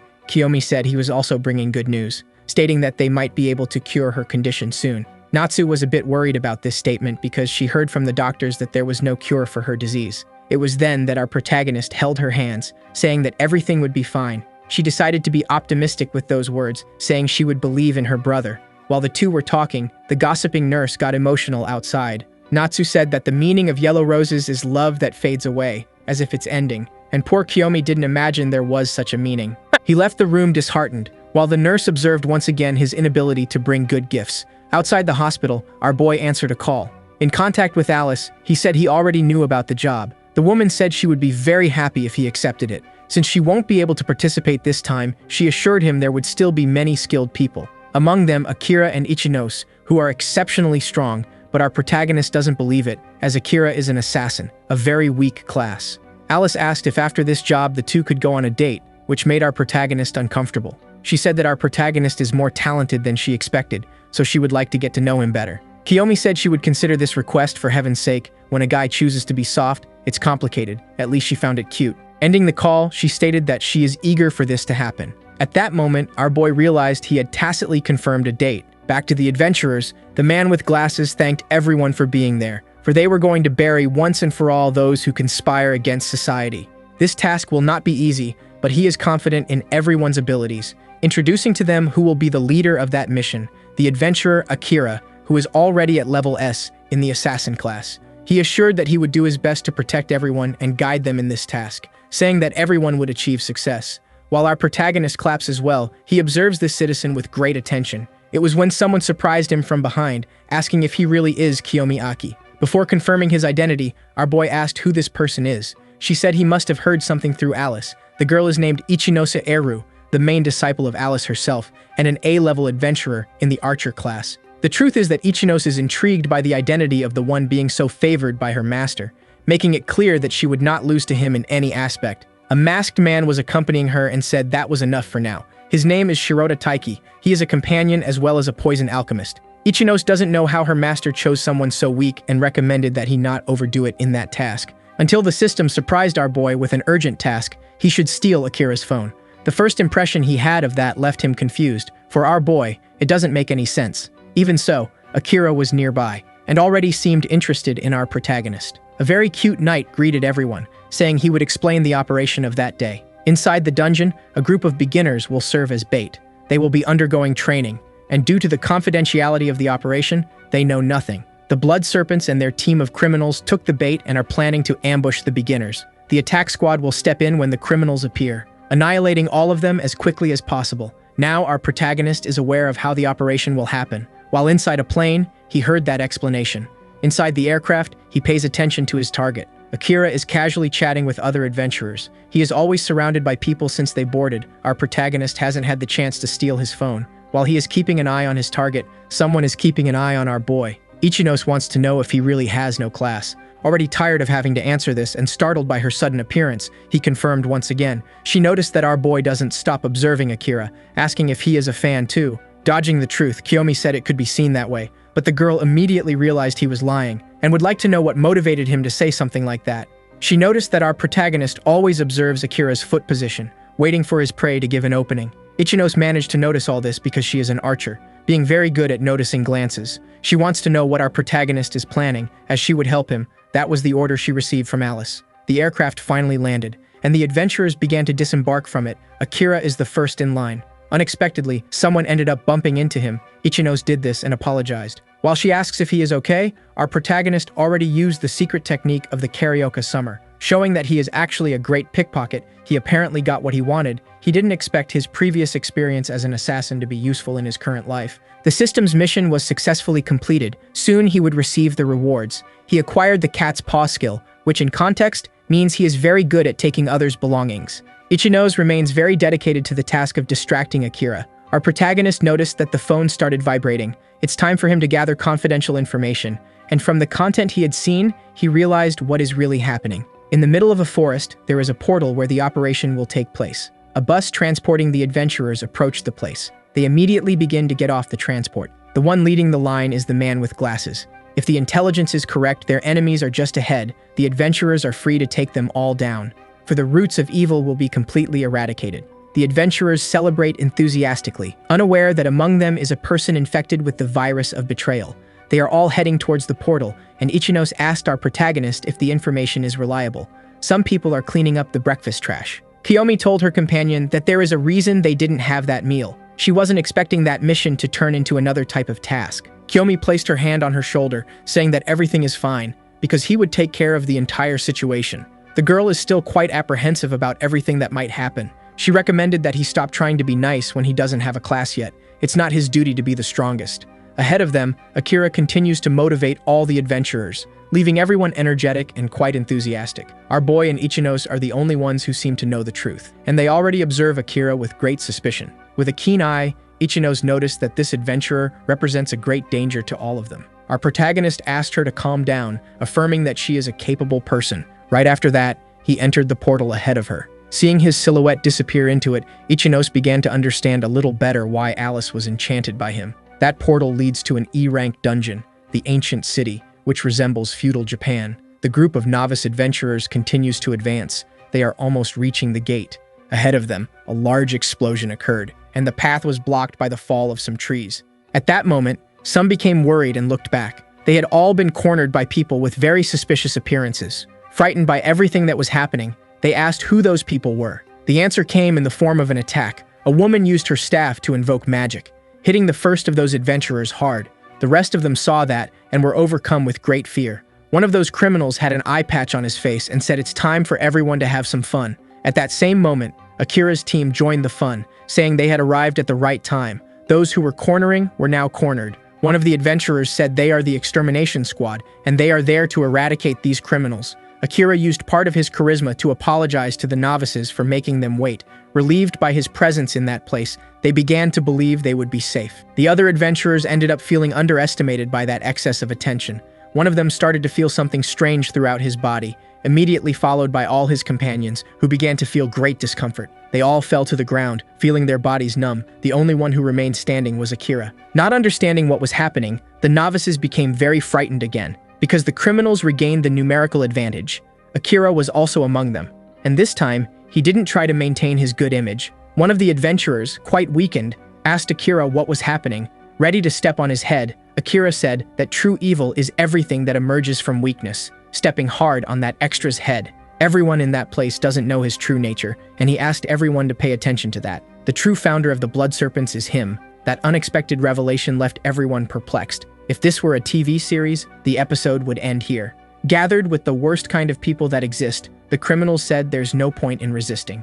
At that same moment, Akira wielded his knife. He was about to end the life of the first, putting an end to his mediocre existence. But something happened, preventing the knife from reaching its target. The poor guy lying on the ground doesn't have the strength to understand what happened. Our protagonist intercepted that blow, preventing something worse from happening. Akira immediately recognized him and asked why our boy is still so energetic. Kiyomi told him she had lost her appetite, also showing that she has his cell phone. Seeing that, the villain was startled. Ichinos is also in the company of our protagonist, and she never thought things would end this way. However, Akira felt quite excited about what was happening. Realizing his cell phone was stolen, Akira understood that the day's plan had been leaked. He also said that our protagonist is a compulsive thief, and apparently he didn't share that information with other people.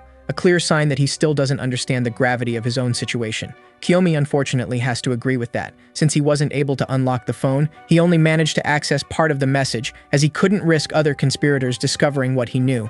Ichino said that even if they didn't know everything, she had a hunch about it. Pointing to the poison alchemist, he believes he was responsible for compromising everyone's food. Very unconcerned, he revealed a small vial he was carrying, showing that this substance was responsible for causing all of that. Clapping like a great narcissist, Akira said he needs to commend their effort, revealing that those two can't do anything against all those enemies, especially when one of them is only at level D. Assuming a truly arrogant demeanor, they all start laughing at our protagonist. Ichinos became very worried and said she would buy time for our boy. While grabbing her arrows, she said he needs to report everything to the proper authorities. Kiyomi refused those orders, saying he had been hired to deal with those criminals. The girl was irritated by his stance, but our protagonist told her not to worry and that she should deliver the news. Ichinos became even more determined as she received an order from Alice to protect that boy. Our protagonist appreciates her sincerity. He does not wish for this girl to have her life ended prematurely. Appearing behind our boy, Akira asked if they were done talking. Since he didn't expect such agility, Kiyomi was very frightened by it, because it was definitely the movement of an assassin. That technique is the shadow step, something our protagonist knows very well. Akira said he has been interested in our protagonist for some time, also stating that he would end all their lives there. These words left the newcomers deeply frightened. Approaching Kiyomi in an intimidating manner, he asked if he thinks he is capable of stopping him. At that moment, he called for all his minions, saying they could do whatever they wanted with those people, ensuring they should entertain Akira with that violence as well. Right after giving this order, the villain disappeared into the shadows. Now our protagonist has to fight all those extras. Before he could grab his sword, Ichinos had already positioned herself with her arrows in hand, hitting several of those clowns. Her attacks are precise, and some of them already fall to the ground stinking. Even so, there were many enemies to be defeated. The one with only one eye on his face believed his luck that day was great. The girl is prepared to hit the only remaining eye, but our protagonist wouldn't let her fight alone. Calling her name, the girl understood what was going to happen. After ducking, she allowed our protagonist to cut down some enemies. The battle had barely begun, and several extras had already met their end. Kiyomi told the girl that not having a class is the most powerful choice someone can make. Very startled by what she had seen, she said it's not the class that strengthens, it's our boy who is a prodigy. While they were talking, someone threw a small vial between them. It took a while for them to understand what it was. Ichinos was enlightened by an epiphany and told our boy to move away. The vial immediately began to break, spreading a toxic smoke through the air. Ichinos was now separated from the one she was supposed to protect. The poison weirdo said he would be her opponent since both are at level A, and he wishes to resolve all this amicably. The girl is definitely not happy with what he had done, preparing her arrows to pierce the body of that traitor. She made it very clear she would end it as quickly as possible. But the poison weirdo didn't feel intimidated. To him, strength is not the only factor that defines a battle. Ichinos revealed she never liked the way those weirdos talk, and veering into an absurd speech, the weirdo said, "What matters is personality." Apparently, the AliExpress Kakashi still doesn't know he's an extra. Even so, he threw several vials of poison towards the girl, who immediately shot her arrows as well, breaking all of them still in the air, releasing the contents of those vials, saying she would never understand such a betrayal. One vial in particular didn't release any smoke, but upon hitting the ground, it came into contact with the contents of the other vials. That seemed to cause a chain reaction, releasing an intense, luminous energy. Before Ichinos could understand what was happening, she was completely engulfed by a large explosion. The weirdo began to celebrate what had happened, because he was sure the girl would shoot all his vials. While saying his poisons can also cause explosions, an arrow found rest on his clavicle. Ichinos said that arrows don't always come from the front, and that he is an idiot for blocking his own vision. Now that he had been wounded, the weirdo began to get very worried, because the bleeding from his wound is abundant. Revealing the physical constitution of a dying person, he fell defeated to the ground. Ichinos asked if the classless boy was still alive. That's when she realized that several enemies had already been defeated. Understanding that he is a reliable ally on the battlefield, Akira took that opportunity to attack our boy from behind. He felt something dangerous approaching, but was unable to react quickly. He still managed to prevent something worse from happening. However, he received a superficial wound to the chest. Akira said that nothing truly happens until he enters the scene as well. Our protagonist realized that this jerk is really fast. He won't be able to keep up with that speed. Ichinos also didn't see those movements. Concerned for her companion, she asked him to flee, as he wouldn't be able to fight him. Shortly after that, Akira returned to hiding in the shadows. Kiyomi is trying to hold back from showing any reaction, but let a smile slip. Ichinos found that reaction too strange to be true, and our boy is already prepared to attack with his sword, just as the assassin's shadows appear as well. Kiyomi threw her blade like a boomerang. Akira didn't understand what was happening. That sword was embedded in his shadow, and he knows exactly what that means. To his complete misfortune, our protagonist was an excellent assassin for several years and knows all his secrets. It didn't take long for Akira to kick our protagonist's sword. He wouldn't ignore that coincidence and asked how our boy knows the weaknesses of shadow steps. Kiyomi said she knows a little about assassins. But that revelation didn't bring satisfaction to Akira, who sees in our boy a person full of mysteries. About to cut his own finger, he asked if he knows what that means. Making a small wound on himself, he let his tomato juice fall towards his shadow. As soon as it made contact with it, a great reaction began to occur, causing those shadows to become even larger. The group of useless beginners remains frightened, while Ichinos watches the combat attentively. The shadows created by him are getting bigger and bigger. Kiyomi recognized that ability as the Dark Contract. And as I was already suspecting that familiar intoxication, his enemy is a hired assassin, a surprise attack was already approaching, but our protagonist managed to prevent the worst from happening. Holding the blade with his fingertips, he realized that Akira will become very famous in the next 20 years, and he knows all the tricks he is capable of using. Completely surprising his enemy, he managed to grab one of his hands. Akira doesn't understand how he was noticed in complete darkness. Our protagonist took that opportunity to disarm him. However, he still had the tactical advantage of being within the shadows. But our protagonist received a knife from that assassin as a gift, throwing it towards a small creature that was flying in the middle of the darkness. That monster is definitely out of combat.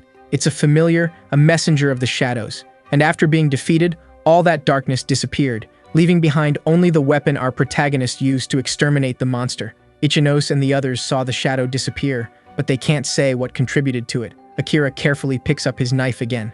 He said that our protagonist is behaving as if he knows everything about assassins. Kiyomi is not interested in telling him the truth. Akira said that our boy is ignoring a fundamental truth. Right after saying that, he furiously advanced against him, having his attack blocked. As he has the advantage of agility, he continued to press our protagonist, landing a kick against his defense. The impact of that blow threw him far away. Akira believes that even if he can counterattack, he won't be able to defeat someone at level S. He also said that his effort is completely useless. At that same moment, Ichinos already had her bow fully prepared. She was willing to protect our protagonist with her own life and recommended that he flee from that place. Akira, with a sadistic look, is about to end the girl's life. But as a true narcissist, he ended up encountering something that made him very uncomfortable because he realized that our protagonist was smiling. Kiyomi said that what will save him on that occasion is the assassin's low attack power. If he had another class, winning wouldn't be a possibility. Akira, after hearing those words, seemed to agree with that criticism,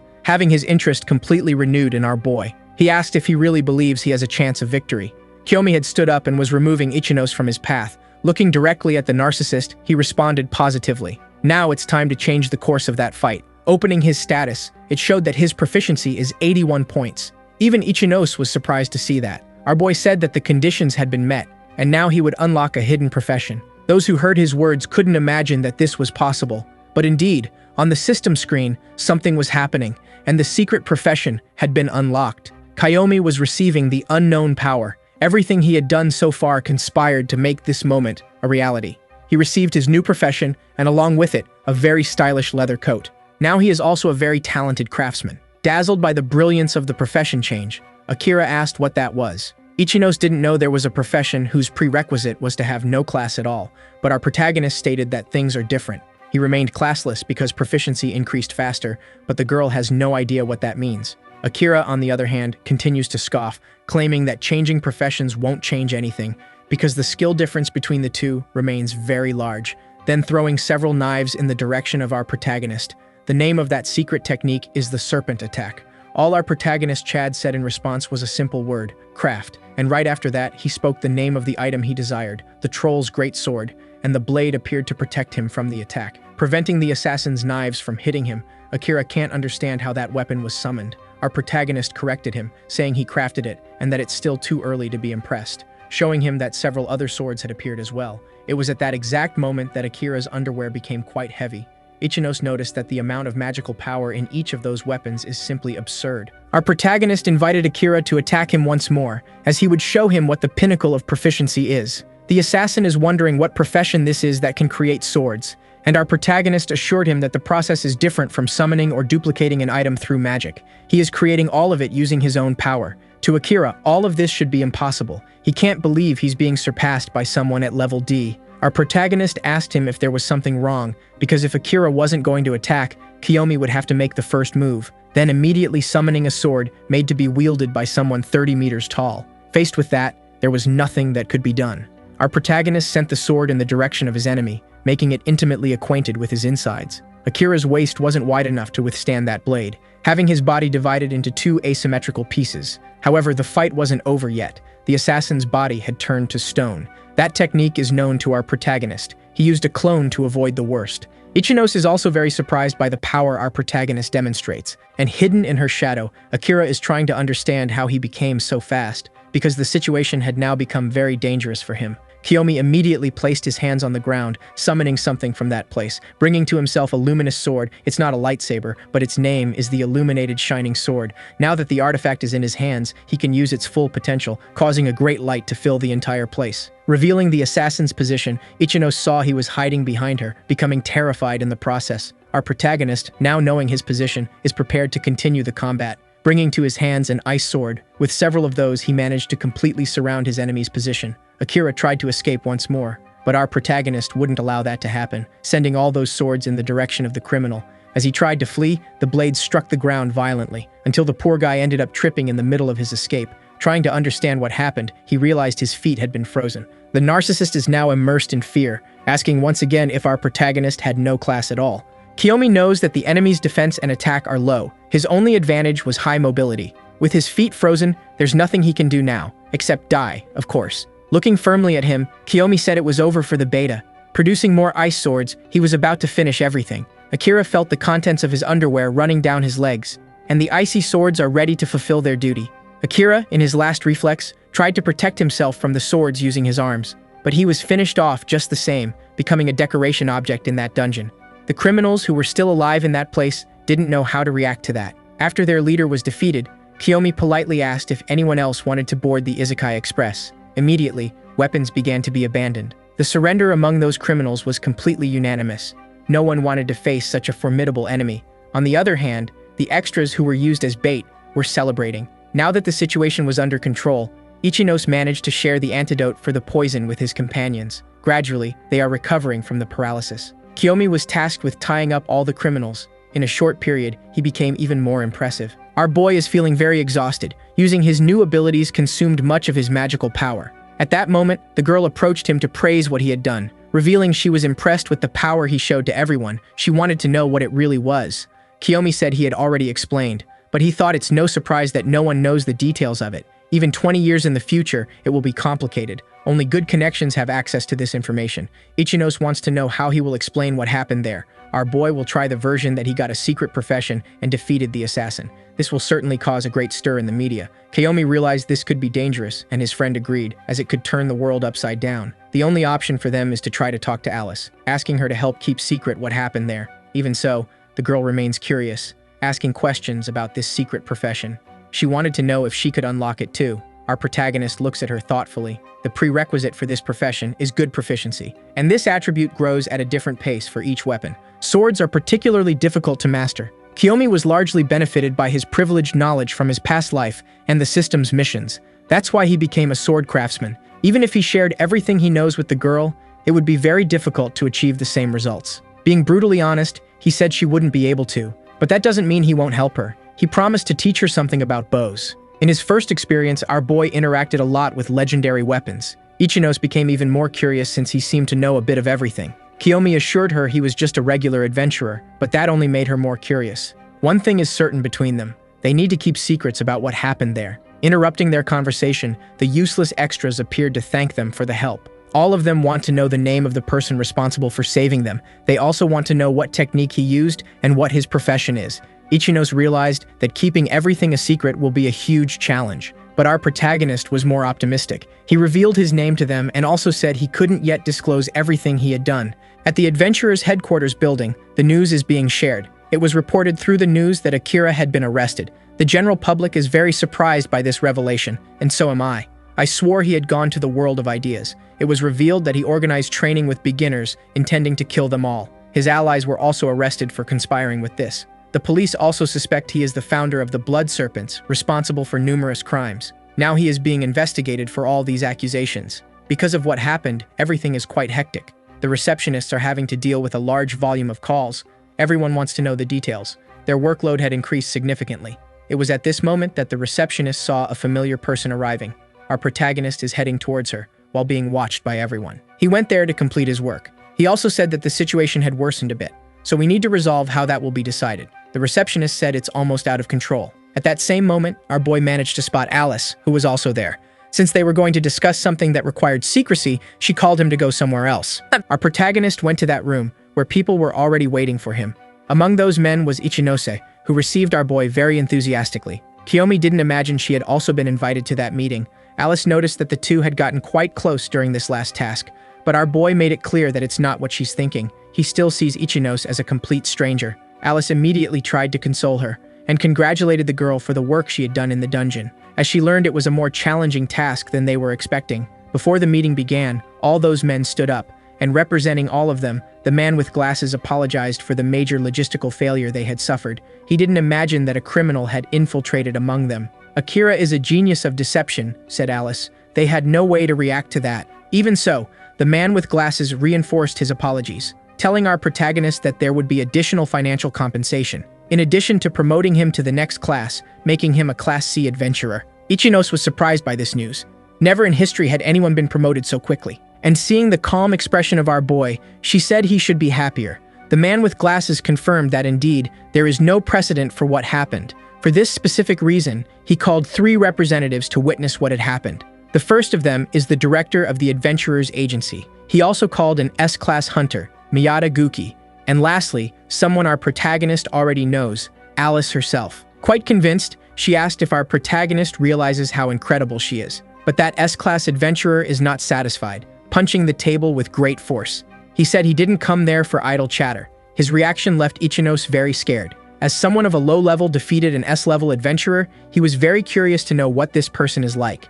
And so far, the only thing he knows is that he is at level 11. Moreover, he seems not to have selected any profession. All of this is very suspicious. Grabbing our protagonist by the clothes, he suggested that he might be a swindler just like Akira, and he is interested in knowing what kind of tricks he usually uses. Kiyomi politely asked him to let go of his clothes, but that man wants the boy to escape on his own, using the power of having no profession. The man with glasses told both that fights in that space are completely prohibited, but the agency director agreed with it, wishing to see the chaos with his own eyes as he bet 50 on the protagonist's victory. Ichino said that this is a joke and should be avoided at all costs before everything gets worse. The extra said there is nothing wrong with it, as our protagonist is in Class C, unless all of this is a lie too. As soon as he finished speaking, he felt some shadows on his back. He looked back to see what it was.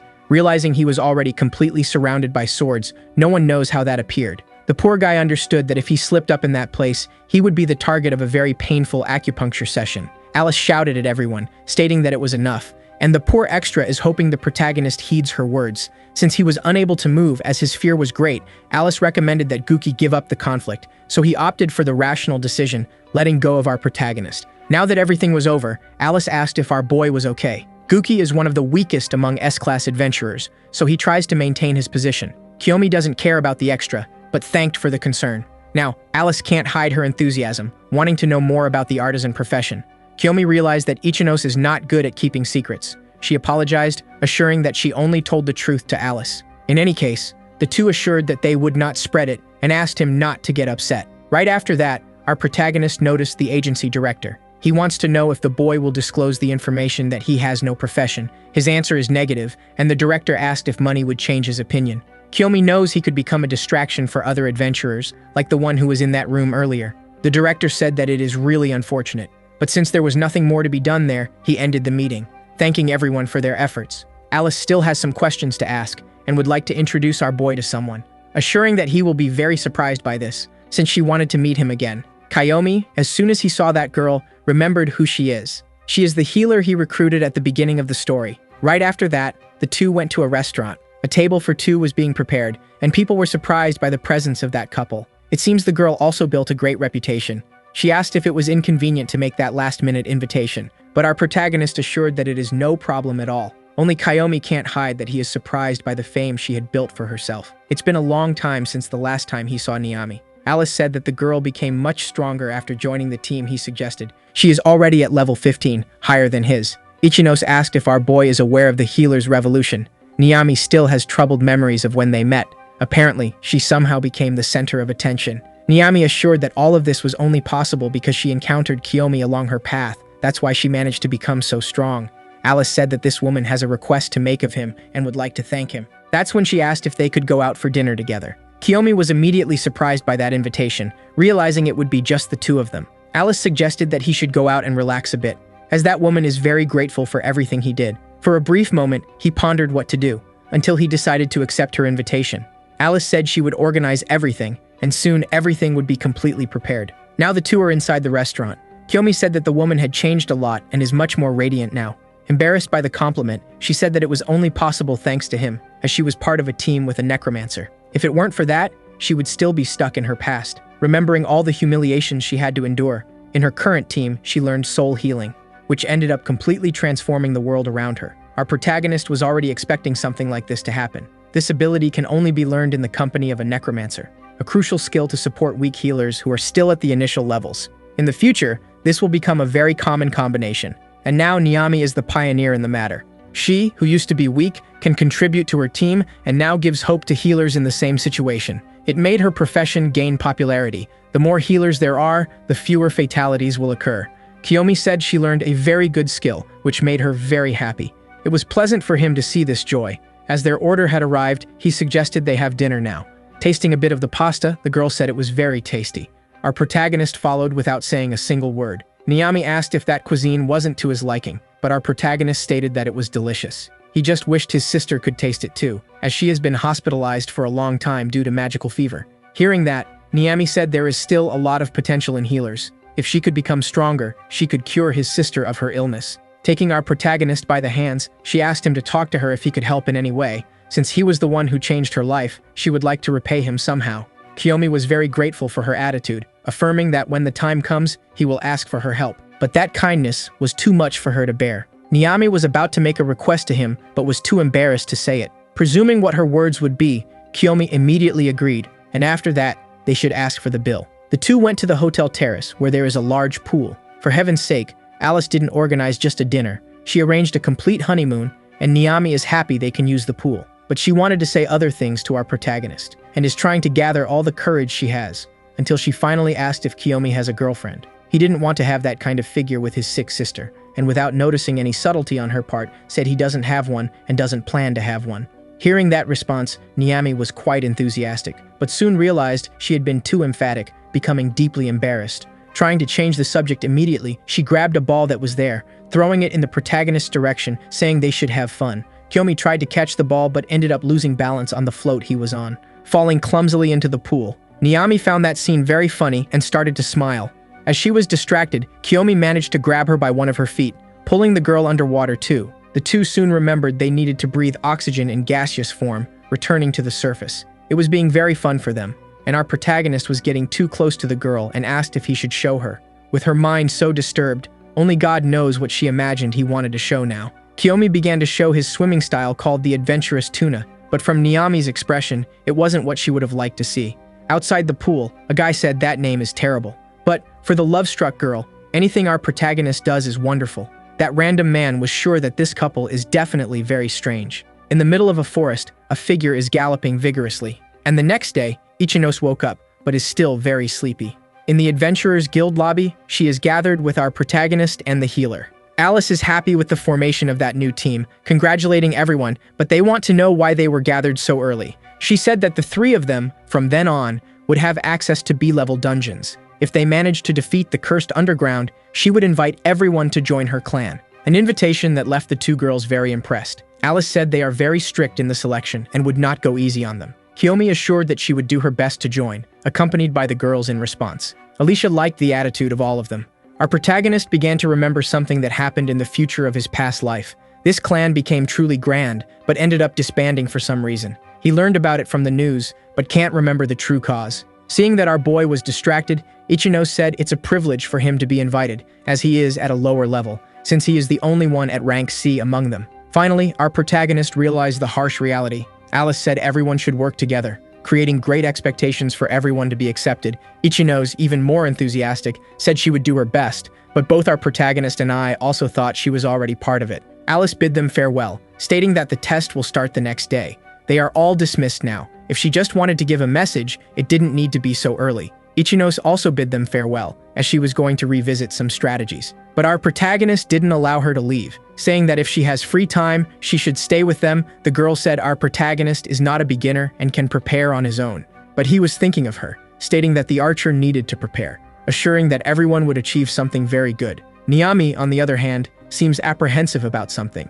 Inside a rank C dungeon, they begin to explore. Ichinos didn't want to do this on her day off, and also doesn't know why the healer came with them. She still believes all this will be done for our protagonist. He thinks it will be good for everyone. The only thing Niami can think of is that she likes being in the company of our protagonist and would like to be useful to him. Looking at the other woman, she decided she wouldn't lose this competition for attention. After walking a bit, Kiyomi asked them to be silent, showing that in the clearing ahead there was an unconscious creature, apparently a centaur. That's why they are searching. The creature seems to be resting, which is very convenient for them. An unexpected task from the system appeared. They need to heal that monster. Our protagonist wasn't expecting something like this, but realized it's another absurd mission from the system, so he began to think about it. Cautiously, he asked Niami to approach.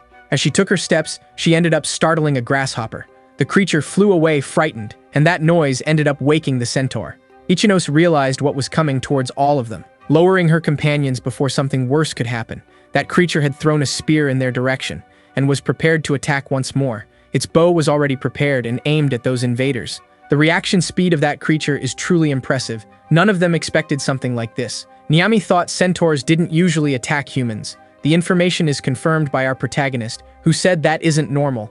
As the creature prepares to attack once more, he tries to say they are not there to fight. These words made the creature hold back its attack, and right after that, it fell to the ground, as if it was quite weakened. Niami realized that the creature is going through some kind of suffering. Our protagonist was also able to perceive this. They all decided to approach the creature, but very cautiously. Kiyomi asked if the archer is hearing anything. She said no, asking if she should be worried about something. Right after that, she felt a sting in her leg, which began to burn intensely. Our protagonist was worried about what happened, and now they realized that the one responsible for weakening the centaur had revealed itself to them. A giant wasp with a huge stinger. That threatening monster is a rank C creature. Kiyomi immediately used her crafting ability, creating the demon sword Muramasa, and with it, she tried to hit that creature. But the monstrous insect managed to gain altitude, avoiding being hit by the strike. It was when our protagonist remembered that he didn't need to handle his weapons. Sending the sword in the direction of the creature, meanwhile, the monster began to release spores into the air. Seeing that his companions were coughing, he began to wonder if that decision was the right one, as the dust was toxic. That monster was too powerful an enemy. He would need to retreat now, but Ichinos was too far from all of them, with the venom from the sting spreading throughout her body. And around her, several creatures were gathering. Crafting a lightning sword, our protagonist struck all those creatures with lightning. Clearing a path to approach the girl, she thought the dungeon would be easy work, but ended up being careless. Right after saying that, she felt the pain in her body had disappeared. All of this was caused by the healer's technique, who managed to heal her completely. Even our protagonist was impressed. He thought the ability had a large area of effect, but Niami explained that she used it on each of them individually. Unfortunately, she is not able to conjure poison resistance, and in this situation, she needs to use her ability continuously. Kiyomi realized that it was minimizing the effects of the poison. They need to finish that fight before Niami's mana is completely exhausted. Kiyomi asked if Ichinos could take down that creature. The largest among them is the queen. After paralyzing their victims, the smaller monsters go on the attack. Our protagonist assured that he would take care of the smaller ones, and leave the main one to his companion. The lightning is being very effective against those creatures, but hitting all of them is not so easy. Ichinos tries to provoke her enemies by shooting arrows in their direction, hitting some on the wings of the queen wasp. That was more than enough to cause her wrath. Ichinos realized she didn't cause much damage, and the time they have to fight is scarce. The creature was already heading towards her in a deadly manner. That charge ended up hitting the girl squarely, and due to the impact, she was thrown far away. Seeing what had happened, Kiyomi was worried about her, but Ichinos assured that she was fine. That's when she realized her bow had been destroyed, and now she had no way to attack that creature. Ichinos realized she needed to act quickly, and her range of choices was limited. At that moment, someone grabbed her by the arm. It was the centaur they were planning to rescue. The creature lent her its own bow so Ichinos could protect herself. She wasn't expecting such help. And as the danger was approaching, Kiyomi crafted once again a large sword to serve as a wall. That prevented the queen wasp from hitting Ichinos while she was unarmed. Now she has the perfect opportunity to counterattack that monster. Preparing her arrow to be launched, she shot in the direction of the creature. Her precision was perfect. The projectile pierced the monster's skull. There is definitely no way for the queen wasp to recover from such extensive damage. As its body fell to the ground, Kiyomi approached to deliver the final blow, turning the body of that creature into a large organic puzzle. Despite being an intense battle, it had finally come to an end. Before the healer had completely exhausted her mana, knowing she was very exhausted from what she had done, Ichinos apologized for what she would ask now, but Niami needed to help that creature, which was in great suffering. Our protagonist also asked if she could hold on a little longer, and the healer said yes. Extending her staff over the centaur, she began the healing process. In a few seconds, the creature had its vigor completely restored. The system informed our protagonist that the task was completed, and as a reward, he received another key. Ichinos was not only grateful for the help, but relieved that the centaur had been healed. Returning the bow to the centaur, her gesture was refused. It was as if the creature was giving her a gift. After doing that, the centaur followed its path through the forest, leaving behind a very surprised Ichinos. Our protagonist saw what had happened, stating that that bow is the best equipment for archers. He asked if she remembered what he had said about bows earlier. Centaurs craft their bows using their own magic. This makes these tools better than anything made by human hands. Moreover, it is not an easy artifact to obtain. Our boy's initial goal was to steal this bow. After saying that our protagonist is a wicked person, Ichinos began to examine that incredible equipment more closely. Niami also found it unbelievable that she received that from a centaur. Her enthusiasm made the girl happy. Ichinos wasn't expecting the healer to go to that dungeon too, but she is relieved that she participated in it, also recognizing her incredible ability to use magic continuously. Niami, who was still not used to receiving compliments, began to cry with happiness. Ichinos was very worried about this, and while our protagonist was relieved that everything had worked out, he then looked at the arrow the centaur had shot in their direction. He hadn't noticed it before, but the creature had hit one of those wasps. Now everything starts to make sense to him. The centaur never intended to attack them from the beginning. In fact, it was done to protect them. Now she can walk freely through the forest without being bothered by the nasty insects. The next day, they are all gathered in the adventurer's building. Alice is very enthusiastic because now they would start the test to be accepted into her clan. Our protagonist and his team are very motivated. Alice wished them all good luck, hoping to meet them with positive news in the future. Kiyomi asked her friends to try their best. Ichinos believes that with her new bow, anything is possible. They are inside the level B dungeon, the cursed underground. The place looks like an abandoned cemetery. Ichinos, who was once optimistic, is completely terrified by the decoration of that place. The sound of bats flying made her feel great fear. When questioned about it, saying that everything is fine, our boy noticed that her confidence was gone. That place was filled with undead creatures. The ghost-type ones are immune to physical attacks, and our protagonist is not good at fighting them. Ichinos became even more frightened. Then, to comfort herself with the idea that they are just monsters and can be defeated, Niami realized that her friend's fear is based on the movies she has been watching. In any case, she offered her hand to reassure Ichinose, as the healer worked for a long time alongside a necromancer and is used to it. Walking through the place, she began to try to leave. Our protagonist stopped his advance, noticing that some zombies were trying to appear. Those monsters are rank C and are potentially dangerous. Ichinos tried to control her fear, pointing an arrow at the creatures. But before preparing her attack, she came across something under a tree. That figure was much more threatening than she was expecting, and left the girl completely terrified.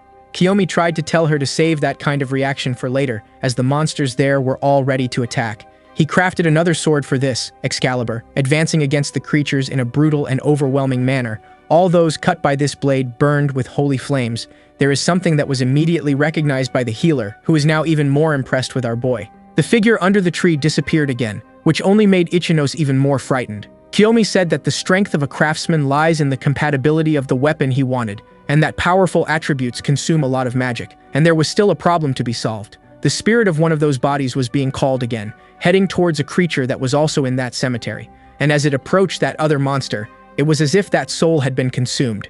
These rank C creatures are soul eaters. Our protagonist knows the disadvantage he has against creatures that have no physical form.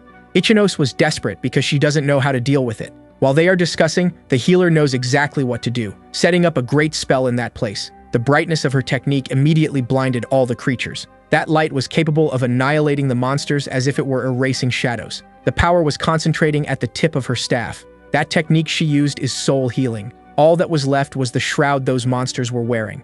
Ichinos never imagined a healer could do that. Niami said that soul healing is a very powerful enchantment, capable of healing even the souls of the dead, which is lethal to them. She only managed to learn this technique thanks to the intervention of our protagonist. Now Ichinos can understand why she is a revolutionary healer. She is truly amazing. Even our protagonist is surprised by this. Niami became stronger than he expected. Maybe they can defeat that creature. But his thoughts were soon interrupted by ominous sounds from the cemetery. There are more creatures in that place than they were expecting. Kiyomi decided that the best option is to start moving to distract those monsters. After walking for a few more moments, they ended up facing a dead-end path. Ichinos panicked once again, and while running her hands along the wall, Kiyomi knew there was a passage there. As things changed, he apologized to his team, as it would be necessary to fight now, and the monsters are getting closer and closer. Niami heard the sound of someone singing. The one responsible for this was a creature behind the others. Ichinos was terrified because she had seen that creature under the tree. Kiyomi knows that creature is the king of the dead and did not expect to encounter it in this place. There is little information about it. What little is known is that even S-level adventurers can be defeated by it. She ordered everyone to cover their ears because she doesn't know what might happen. Niami, on the other hand, didn't do that since nothing had happened so far. She began to distinguish the words of that song, which spoke about the sealed soul, while the monsters fell to the ground. It was a call for everyone to return to it. The king of the dead is the only creature left in that place, and it began to use its magic in the direction of our protagonist. He and his companions were enveloped by a blue glow. Right after that, they were all pushed by a mysterious force, violently hitting the wall positioned behind them. Ichinos realized that her body was passing through it, which was also noticed by the others, causing great disturbance for her. Kiyomi did not imagine that monster would be so dangerous, and is waiting to see what the king of the dead will do with them. They were all passing through that wall without knowing what was causing it. Now, inside, they fell to the ground, still surrounded by this mysterious energy. Realizing they were in a completely different room, it seemed to be some kind of secret environment. Right behind them, the king of the dead also came. At first, the creature did not seem hostile or dangerous. Even so, they were all prepared to continue fighting. But faced with the creature's hesitation, they decided to stand still too, wondering what it might be planning, until the king of the dead extended its hand to them, asking Niami to share her power. Faced with that proposal, the girl was thoughtful, while her friend was deeply terrified. The king of the dead was talking about the release of souls, showing them a lantern, which was being held by another creature. Our protagonist realized that this is the soul capturer and also the boss creature of that dungeon. Ichinos found that creature quite frightening. Niami, on the other hand, does not know what soul release is. Our protagonist said that monster captures the souls of the dead and uses them as magical power. The imprisoned souls become the raw material of its magic, granting it immense power. Somehow, the king of the dead wishes to cut off this power, and this can be achieved through soul healing, since it transforms the souls of the dead into a powerful cure. Niami did not imagine her technique could cause something like this. Understanding the king of the dead's purpose, our protagonist asked if his hypothesis was correct, and it seems that is exactly what the creature desires. Ichinos realized that our boy knows a lot about that place, and doubts it's his first time in something like this. The king of the dead passed by our protagonist's team, as if showing a path, placed its hand on the nearest wall. Gradually, a secret passage was revealed. Showing the path our protagonist should follow, he immediately thought they were heading towards the dungeon boss. Now he and his team are treading that path. After passing through the dark corridor, they all arrived in a new compartment. The air in that place was filled with souls, and in the center of the hall, the soul capturer sat on a throne. As soon as it saw those humans, its eyes filled with a malevolent glow. The creature was ready for combat and advancing against them. This monster is a rank A creature. The pressure of its power is truly overwhelming. Our protagonist said that if they follow the plan, everything will work out. Now it's time to start acting. Niami immediately began preparing her enchantments. That made the creature react aggressively against all of them, sending its power aggressively. The souls that were imprisoned are heading towards our protagonist's team. Ichinos remains very frightened by the nature of that place, while our protagonist realized that the range of that attack is exceptional. Perhaps they won't be able to protect themselves from it, but they were surprised by the existence of a powerful shield. This protection was caused by the king of the dead, who used the soul curtain to protect them. Our protagonist's team was surprised by what they were witnessing, because that monster was helping all of them. It seems there is a purpose in these actions, but the soul capturer does not plan to cooperate with the humans, directing its aggression towards the king of souls as well, because it was being strengthened by the souls it had captured on its journey. Kiyomi realized that lantern was the source of all its magical power. As long as the creature possessed the item, there would be no end to its attacks, and the king of the dead could not withstand that pressure for long. Even so, the creature was doing its best to help our protagonist's team. Finally, Niami's enchantment had been completed, and she was ready to attack, using soul healing on all the souls that were flying in that place. That immediately caused a reaction in the lantern the creature was holding. At the same time, its allies were being strengthened. Ichinos was filled with great confidence, pointing her bow at the boss creature, feeling that nothing could make her lose. Shooting a fire-coated arrow at the monster, the creature tried to use its lantern to protect itself from that attack, using the same technique as the king of the dead, the curtain of souls. But its defensive capability had been reduced, and Ichinos' arrow proved stronger than that magical barrier, brutally hitting the creature's head, which began to writhe in pain. Even so, it was not enough to defeat it, and Ichinos was impressed with the power that bow granted her attacks. Preparing to attack once more, she believed they could overcome that barrier. That's when the dungeon boss revealed its great greed, claiming that all the souls belonged to it. attacking our protagonist's team again, this time using its chains. In this way, it managed to imprison one of the archer's arms. Surprised by this attack, she ended up being dragged by the creature. As soon as it brought her close, it grabbed the girl by the hair, and wielding its lantern with the other hand, it tried to steal her soul, initiating a painful process. Niami immediately became worried for her companion. At that moment, our protagonist managed to act, as the creature had ignored his presence, paying for its mistake by losing one of its arms. The poor creature writhed in pain, now having to learn to write with another hand. His attack was imbued with additional power, thanks to the excess magic. Then he would manifest the full potential of his new abilities. The creature realized that the cut was not ordinary, as its arm was burning with a different energy, and it was spreading throughout its body. Kiyomi noticed that the sacred power of his sword was spreading more and more, but this time, it was much more powerful. Taking advantage of the creature's moment of weakness, he used that opportunity to continue pressing with his attacks. The monster realized what was happening, and before being hit again, it used its imprisoned souls as raw material. To our protagonist's surprise, the creature managed to completely regenerate the arm it had lost, fully restoring the damage it had suffered so far. That made our boy abort the attack midway, understanding that the boss creature could surprise him. His moment of hesitation was met with a surprise attack. Due to the creature's proximity and reaction speed, he couldn't dodge it, and the soul captor continued to press brutally, launching a large volume of attacks against our protagonist. Amidst those explosions, his companions tried to seek refuge. After finishing its attack, it brought the imprisoned souls to stay around it. Believing it had defeated one of the humans, the soul captor began to smile maliciously, but it was surprised by the voice of our boy, who had discovered that those attacks were not capable of harming him. As soon as it saw our protagonist completely healthy, the soul captor was confused. It tried to attack him once more, but Niami managed to intercept its actions, using soul healing to block it.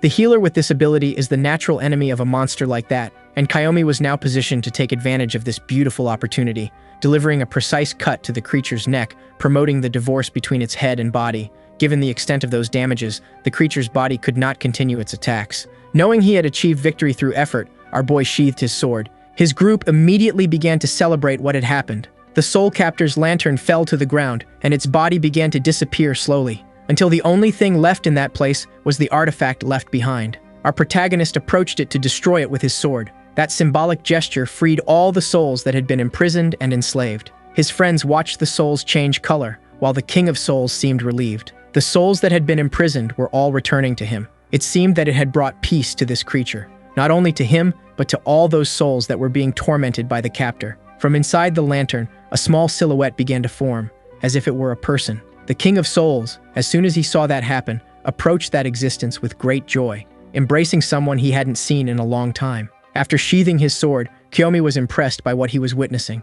It seemed that a mother had finally been reunited with her son, whom she hadn't seen in a long time. Now that this had happened, the King of Souls thanked those humans for the help they had provided, disappearing slowly before their eyes. Leaving behind a blue glow, Kiyomi wished he had understood better what had just happened there. Niami began to smile discreetly, as she found it all very moving. That was the first time in her entire life that a demon thanked her for being helped.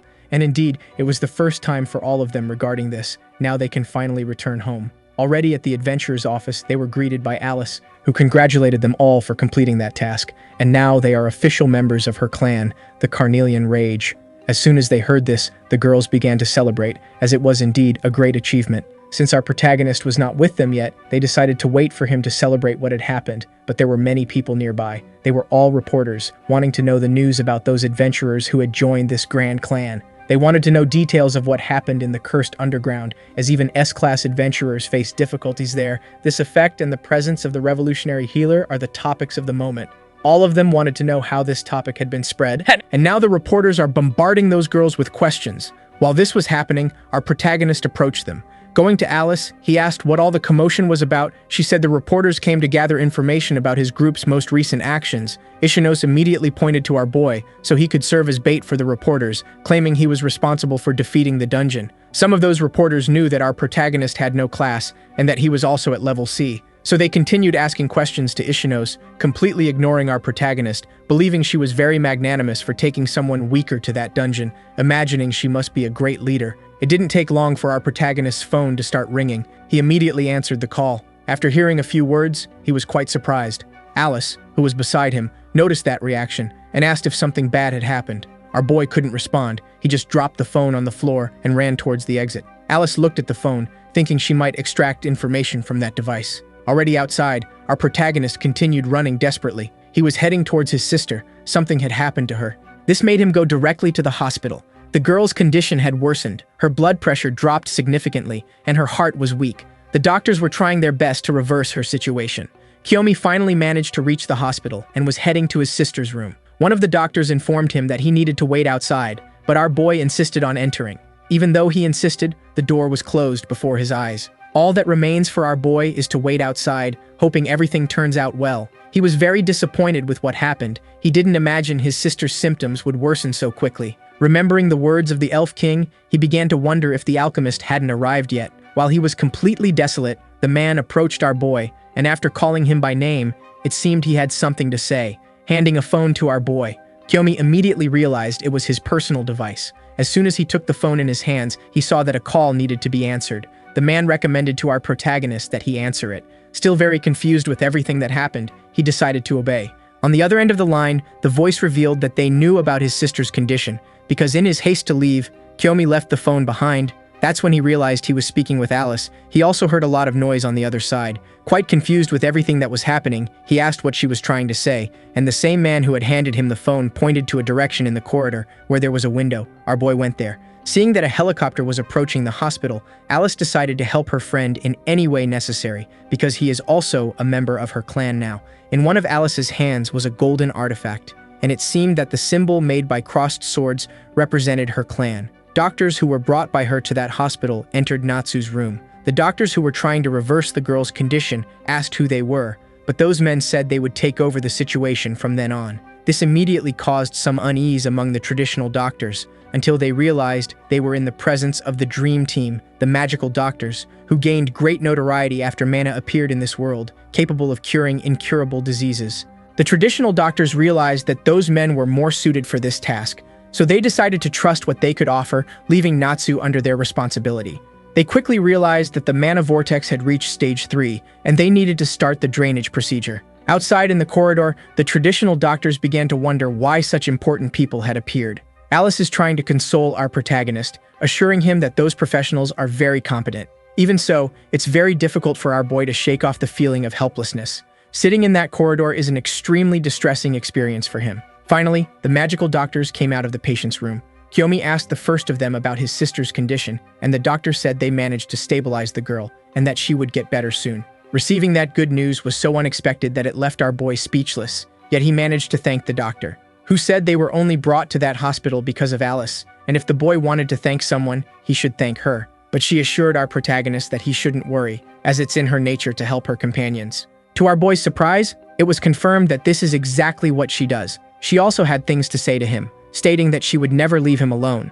After being helped in the situation that is the driving force of all his growth, taking care of his sister's health, our boy's emotional defenses were shattered, feeling indebted to Alice. The woman enjoyed seeing that embarrassed expression on our protagonist's face, who, after managing to compose himself, revealed he was grateful for the help he had received, leaving Alice very pleased. While she finished talking to the doctors, our boy entered a process of introspection. Approaching Alice again, he asked if she could lend a bit more of her power, because he knows he still needs to do something to save his sister definitively. That was the first time our protagonist asked her for something that wasn't for someone else, and she felt honored by it, asking our boy to tell her what it was. He realized that the affection in her actions translated the sincerity of what she felt. Perhaps he should reveal his secrets to her soon, because she is a woman he can trust, so he said he knows how to cure that disease. But for that to become a reality, they need the skills of a talented alchemist.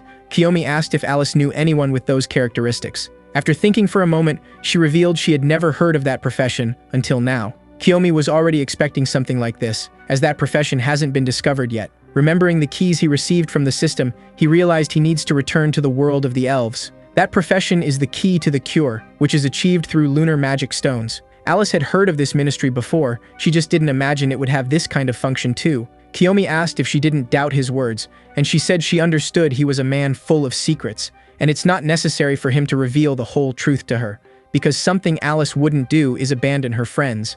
And looking at our boy, she stated she once saw someone change the structure of mana stones. As soon as he heard that, he was immediately surprised. She couldn't say if it was this kind of ability our boy was looking for, but one thing she was sure of, it was worth checking out. Imagining this might be the only solution, Kiyomi agreed with her. Alice told our boy to be prepared, as the person they were going to meet was a bit egocentric. This important person is inside a luxurious car, and she is heading straight to the University Hospital of Tokyo. His name is Kazaki Taira, a renowned doctor associated with the University Hospital.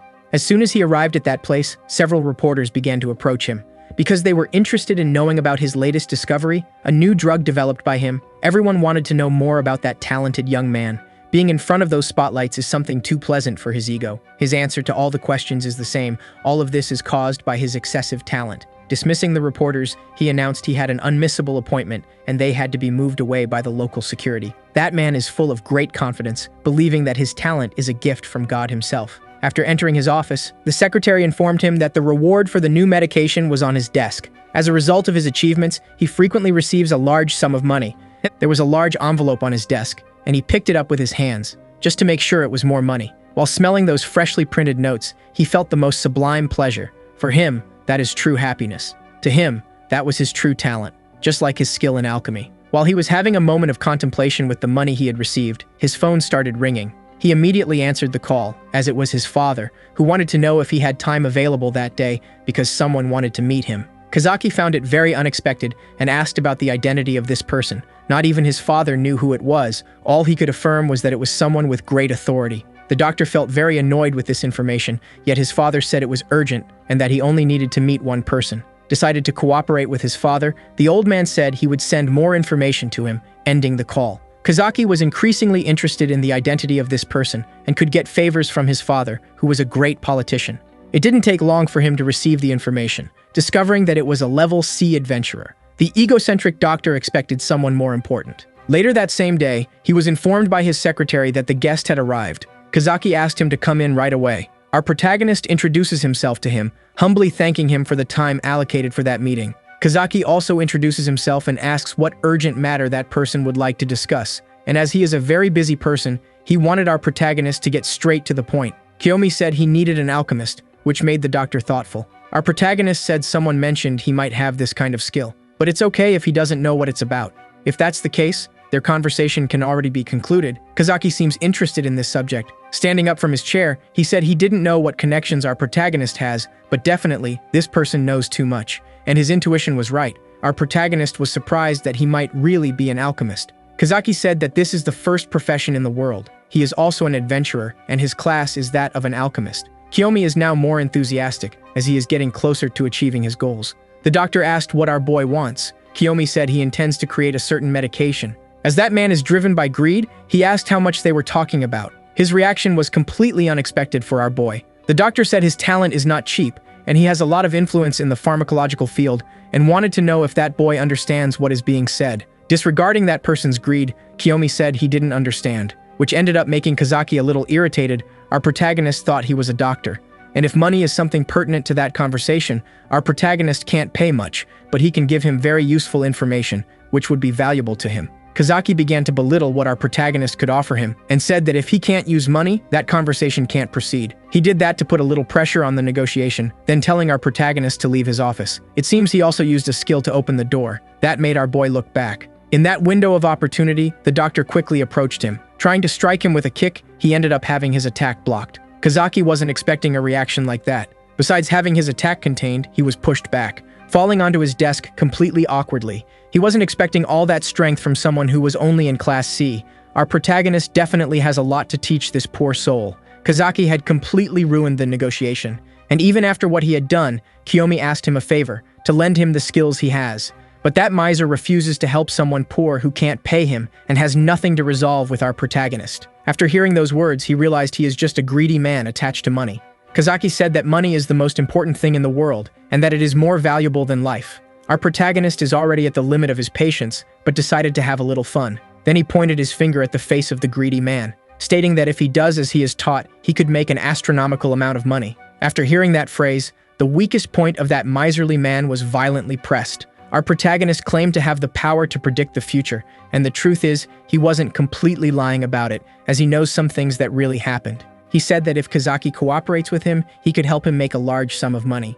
The miser's first impression was that it made no sense at all, so he refused to believe those words. Our protagonist already expected that he wouldn't believe, realizing that it would be more difficult than Alice had said it would be. But our protagonist couldn't give up now that he had come so far, so he took out his cell phone. Kazaki wanted to know what he was doing, and our boy stated that he was going to make one of his predictions. The miser petulantly asked if he was going to check the weather forecast for that day, but our boy showed him a photo of a particular man, saying he would be responsible for causing a traffic accident in the future, and before making his escape, he would hit the victim once more with his car, receiving a severe punishment. Kazaki said that was completely impossible because he knew that person, and they would never do such a thing. Our protagonist suggested they make a bet. After taking the envelope where all that money was, he began to write some things, stating that if things happened as he had said, the miserly man should contact him, and since he wants to make a lot of money, he will be eagerly waiting for it. Finally, he bid farewell to that supposed doctor. Kazaki simply crumpled the envelope,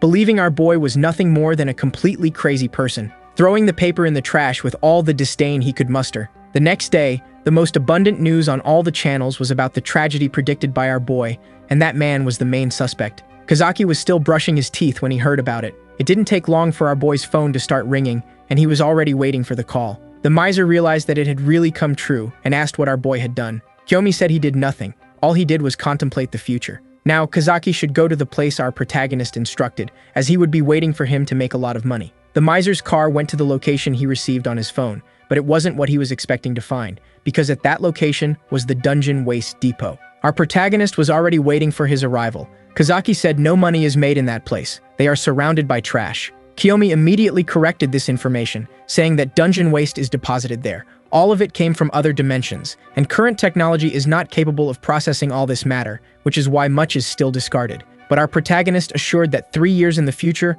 all of this would change, because a technology will emerge capable of transforming all that matter into biofuel. But with the power that Alchemist possesses, things can be different, and the same result can be achieved in just 1 year. That is the opportunity he will have to monopolize the entire business chain. Kazaki felt his greed grow like never before, believing he wouldn't be fooled by something like this. He thought our protagonist wanted to use his talents to make himself rich, so he wouldn't be deceived by someone less greedy than him. Using his power, he destroyed a large mountain of trash. Our boy was impressed by what was happening, because that man's technique transformed that organic matter into a golem. Believing he was being deceived once again, he wouldn't forgive our boy, making his creature attack him. Kiyomi managed to easily escape the first attack, but after seeing that, he was sure of one thing. That opponent is indeed an alchemist, and now, Kiyomi will use his craftsman skills against him, manifesting the Aksathi sword in his hand. The single cut from that instrument was able to completely destroy the golem, scattering its pieces all over the place. Kazaki didn't expect something like that to happen, and looking for our protagonist, he couldn't find him with his eyes. While searching for him worriedly, he asked if our boy was a creator too. Answering the question, he said he could only make swords.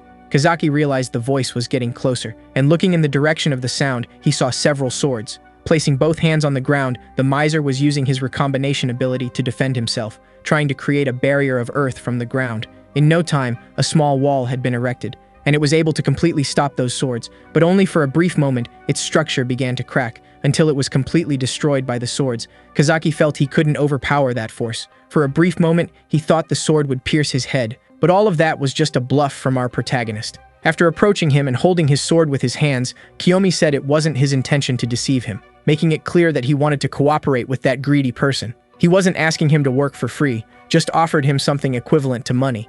And once again, the greedy person said that money is the most important thing in this world. Even if it's just a coin, everything needs to be his. And crushing trash with his hands, he asked if our protagonist doesn't agree with this statement. But for our boy, that citizen is just a person with mental challenges. After getting up, Kazaki seems to be less suspicious, telling our protagonist that he would make the medicine he desires. Our protagonist confirmed that he really wants to help him. Then, Kazaki began to carefully clean his hands, saying he can stay calm even after getting dirty with trash. But the truth is, he remains very intrigued by our protagonist's supposed ability to read the future. He also never saw that technique of crafting things. This individual raises many questions in him, as he was able to surpass someone already at rank A. Definitely, he has much more than a normal person, and it was our protagonist's potential that captured his attention. Now that they seem to be in agreement, Kazaki revealed he doesn't believe that trash could become useful for anything. Making brief calculations, he estimated the cost of the operation, realizing that profit is proportional to how much he can produce. While he tries to think about how to reach a production monopoly before this technology is developed, our protagonist realized those words seem like Greek, However, Kazaki considers the idea much more promising. If all that is true, that dump is a gold mine. Kiyomi said his knowledge is only useful for those who can use this information for some purpose, and the greedy person assured he will do all of this alone. All the profits will be his. He just doesn't understand why our protagonist doesn't use future knowledge to become rich. Only a fool would miss this opportunity. Our boy just ignores this comment. Kazaki is also interested in the medicine, wondering what our boy managed to see in the future that awaits them, because he is very interested in witnessing all of this too. Finally, the two shake hands, and our protagonist said he will contact him soon. Finally, everything is falling into place. The next day, research began at the university hospital. Kazaki received our protagonist inside his laboratory, and he didn't go to meet the greedy person alone this time. Alice was there too. The greedy person felt honored by the presence of someone so important, but the woman is also excited to meet him, discovering who was the connection behind our boy. Kiyomi also brought a small bag with him. Inside it were the ingredients necessary for crafting this new medicine. Showing the greedy person the lunar magic stones, it's his first time seeing something like this. Just by touching them, he could feel a strong magical energy, besides them being very beautiful. Kiyomi said the stones haven't been awakened yet, and this needs to be done through the power of the alchemist. Kazaki said that statement is too abstract, but he would try anyway. But for that, he would like to know what the effects of that mineral are before awakening. Kiyomi said they are ingredients for treating the mana vortex. That left the greedy person very surprised, as he knows this disease still doesn't have a known cure. Thinking it might just be a palliative for the disease, he said he wouldn't help our boy. However, Kiyomi assured he is telling the truth. The magic of that mineral can completely block the effects of the disease. Alice asked if this is really capable of producing a cure, and once again, Kiyomi said yes. He is not wrong about this, but asked them to try to trust him. Kazaki seems quite hesitant after all this, but his greed began to scream. Seeing in our protagonist a treasure that few have access to, he started typing a message on his phone, sending it immediately to someone. Now that he had some explanations about it, he asked what kind of property he should alter in the mineral. Kiyomi said he should start with heat. Knowing where to start, Kazaki is preparing to use his alchemy powers. He clasped his hands together, initiating the process, manipulating the mineral with great concentration. Around him, things were transforming, and the whole room became much colder. Alice watches attentively what is happening, wondering what the final result will be, because so far, the lunar stone hadn't transformed yet. Kazaki decided to increase the intensity of the intervention, enhancing the thermal efficiency of the ore. This began to produce small observable changes. Thinking this might be the right path, he continued trying. The outer layer of the ore disperses heat, so he needs to focus on the interior of that stone. By changing his approach, the changes became even more noticeable. Now he just needs to reorganize that structure. And finally, he completed his work. But after doing that, the ore had its exterior completely destroyed, becoming an almost perfect and completely shiny sphere. That is the true final result. Kiyomi watches impressed by what the alchemist was able to do. Kazaki asked our protagonist if that is good enough, and our boy is having difficulty hiding his great enthusiasm.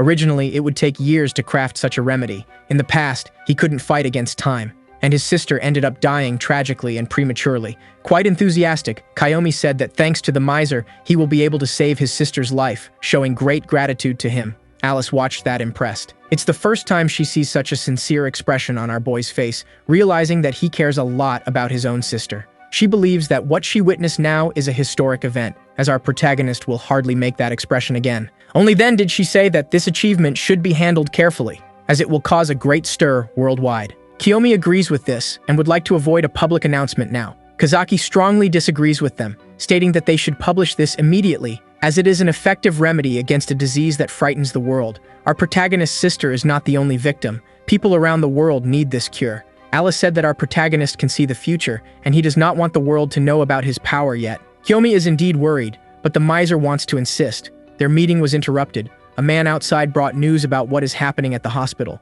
To our protagonist's surprise, many people are gathered there. Kazaki has the perfect solution for this. He will take full credit for what was accomplished there. All those people were already there to learn about the newly discovered cure for the mana vortex disease. Alice wants to know what all this means, but the miser, who is also narcissistic, couldn't resist, because he was promised a way to make a lot of money. And indeed, our protagonist assured that this would happen. But he doesn't have time to entertain the media of this world. His only priority is to cure his sister, asking Kazaki not to mention anything about his family. What surprised Alice is that the miser agreed to these terms, saying he would do as our protagonist asked, keeping the truth hidden in secrecy. But he will not miss the opportunity to shine, gaining the spotlight once again. Everyone wants to know how he arrived at the cure for that disease. Several researchers were trying to develop a cure, but Kazaki achieved the result before all of them. He says in front of the reporters that this is a contribution to humanity, when in fact he is happy to have surpassed his competitors. All he can think about is the money he will receive from this. One of the reporters asked how the treatment he developed works, and it was then that he realized something brutally important. Kazaki forgot to ask our protagonist for details about the remedy and the treatment. He decided to answer what he knows. The treatment is based on magic stones. There is still much uncertainty in the results it produced, so he will not go into details. But when everything is completed, he will reveal the truth to everyone. Inside the hospital, looking out the window, Alice asked our boy if everything is okay, because he is the one responsible for making this discovery, and by the natural logic of things, he should also receive the credit for it. But Kiyomi doesn't care about any of that, since his true goal is different: to provide his sister with a normal and healthy life. The next day, news about that discovery began to spread, because the number of patients afflicted by the mana vortex is growing considerably. The difference is that now there is a treatment. The report states that Kazaki and his research conglomerate managed to make a significant contribution to this. In the hospital room where Natsu is, she is completely sedated. Alice and Niami went there with our protagonist. In their company is also the miser, as he needs to learn details of the treatment. Our protagonist asked how he can be on TV too, and the miser had to explain the basics to the boy. It's just a recording. That interview happened in the morning. He also managed to alter the properties of the other stones and went there to deliver them. Niami found them beautiful. The miser is eager to start the treatment and asked our boy what he should do. Kiyomi said that his work was already finished, which made the miser a bit uncomfortable. The next stage is carried out by a magic user, which is why Niami is in that room, and she will do everything to help our protagonist, who is counting on her talent. Kazaki finds it absurd that the presence of a doctor is not necessary, while Alice realized he is only there because he doesn't know how to proceed with the treatment. Even so, the miser tries to change the subject, but it's too easy to see through his intention. Our protagonist has high expectations. Holding his sister's hand, she managed to open her eyes but is very weakened. Trying to reassure the girl, he said everything will be fine soon, and as she has done so far, Natsu believed his words. Kiyomi picked up the stones that had been refined and held one of them in his hand. That is the beginning of her true treatment. Using magic, Kiyomi arranged all the stones on top of his sister. They began to shine intensely, and soon after, they started to extract an energy that was in the girl's body. The process seems to be painful. When that energy is removed, she will be cured. But Niami also needs to start acting. While the energy is being extracted, the healer is performing her healing on the girl's body, who immediately began to breathe more calmly. For the extraction to be carried out, our protagonist is consuming a lot of his mana. This is the real reason why he became stronger, but he realized that perhaps his level is still insufficient. It was too intense for his mana reserves. He realized he wouldn't be able to manage. But before he failed, Alice held him, preventing him from collapsing from exhaustion, while also helping him in the process. She said they couldn't fail now, so she would help him. Kiyomi became enthusiastic, realizing he would really succeed this time. The treatment continues. The miser noticed that the luminous energy caused by the treatment is getting stronger, until one of those stones began to crack completely. All of them shattered, scattering fragments through the air. It remains to be seen if that was enough to cure Natsu's condition. The miser had hidden behind the curtain and asked if the procedure had worked. Our protagonist believes it did, but his sister remains completely still, until she finally managed to say her first words after that. Kiyomi is very worried. The first thing he wanted to know is how his sister is feeling, and she said she feels better. Removing the oxygen mask from her face, she said she doesn't feel any pain.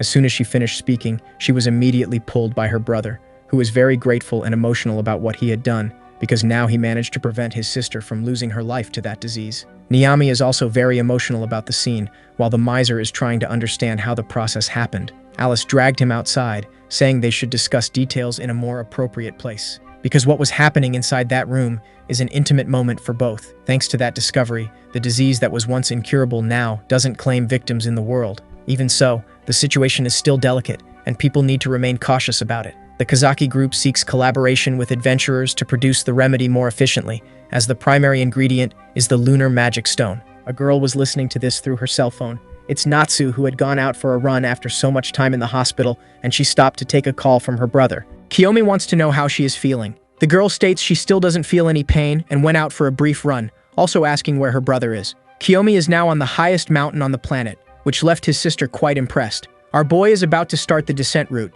and Natsu wants to know why he decided to do that. Our protagonist had a rather exotic motivation. The most recent task from the system required him to climb the highest mountain, and he received another key for doing so. He said mountains must be conquered. His sister found that answer odd, but if he's having fun, there's no problem. She also wants to venture around the world. Being able to move freely is wonderful. Therefore, she is already determined she wants to become an adventurer like her older brother, to collect lunar magic stones and help those who are still sick. Kiyomi was very pleased to hear these words from his sister. When the girl asked if he would help her, our protagonist assured he would, teaching her how she can become stronger. He said that when he returned home, the two of them would start climbing together, but Natsu is still not confident enough for that. A few days later, our boy arrived at the airport in Japan. The flight took longer than he was expecting, and now that he's on solid ground, he started to feel hungry. He thought about inviting his sister to join him for this meal too, but there was someone waiting for him there. A woman holding a sign awaits our protagonist. As soon as he approached her, the woman confirmed his identity.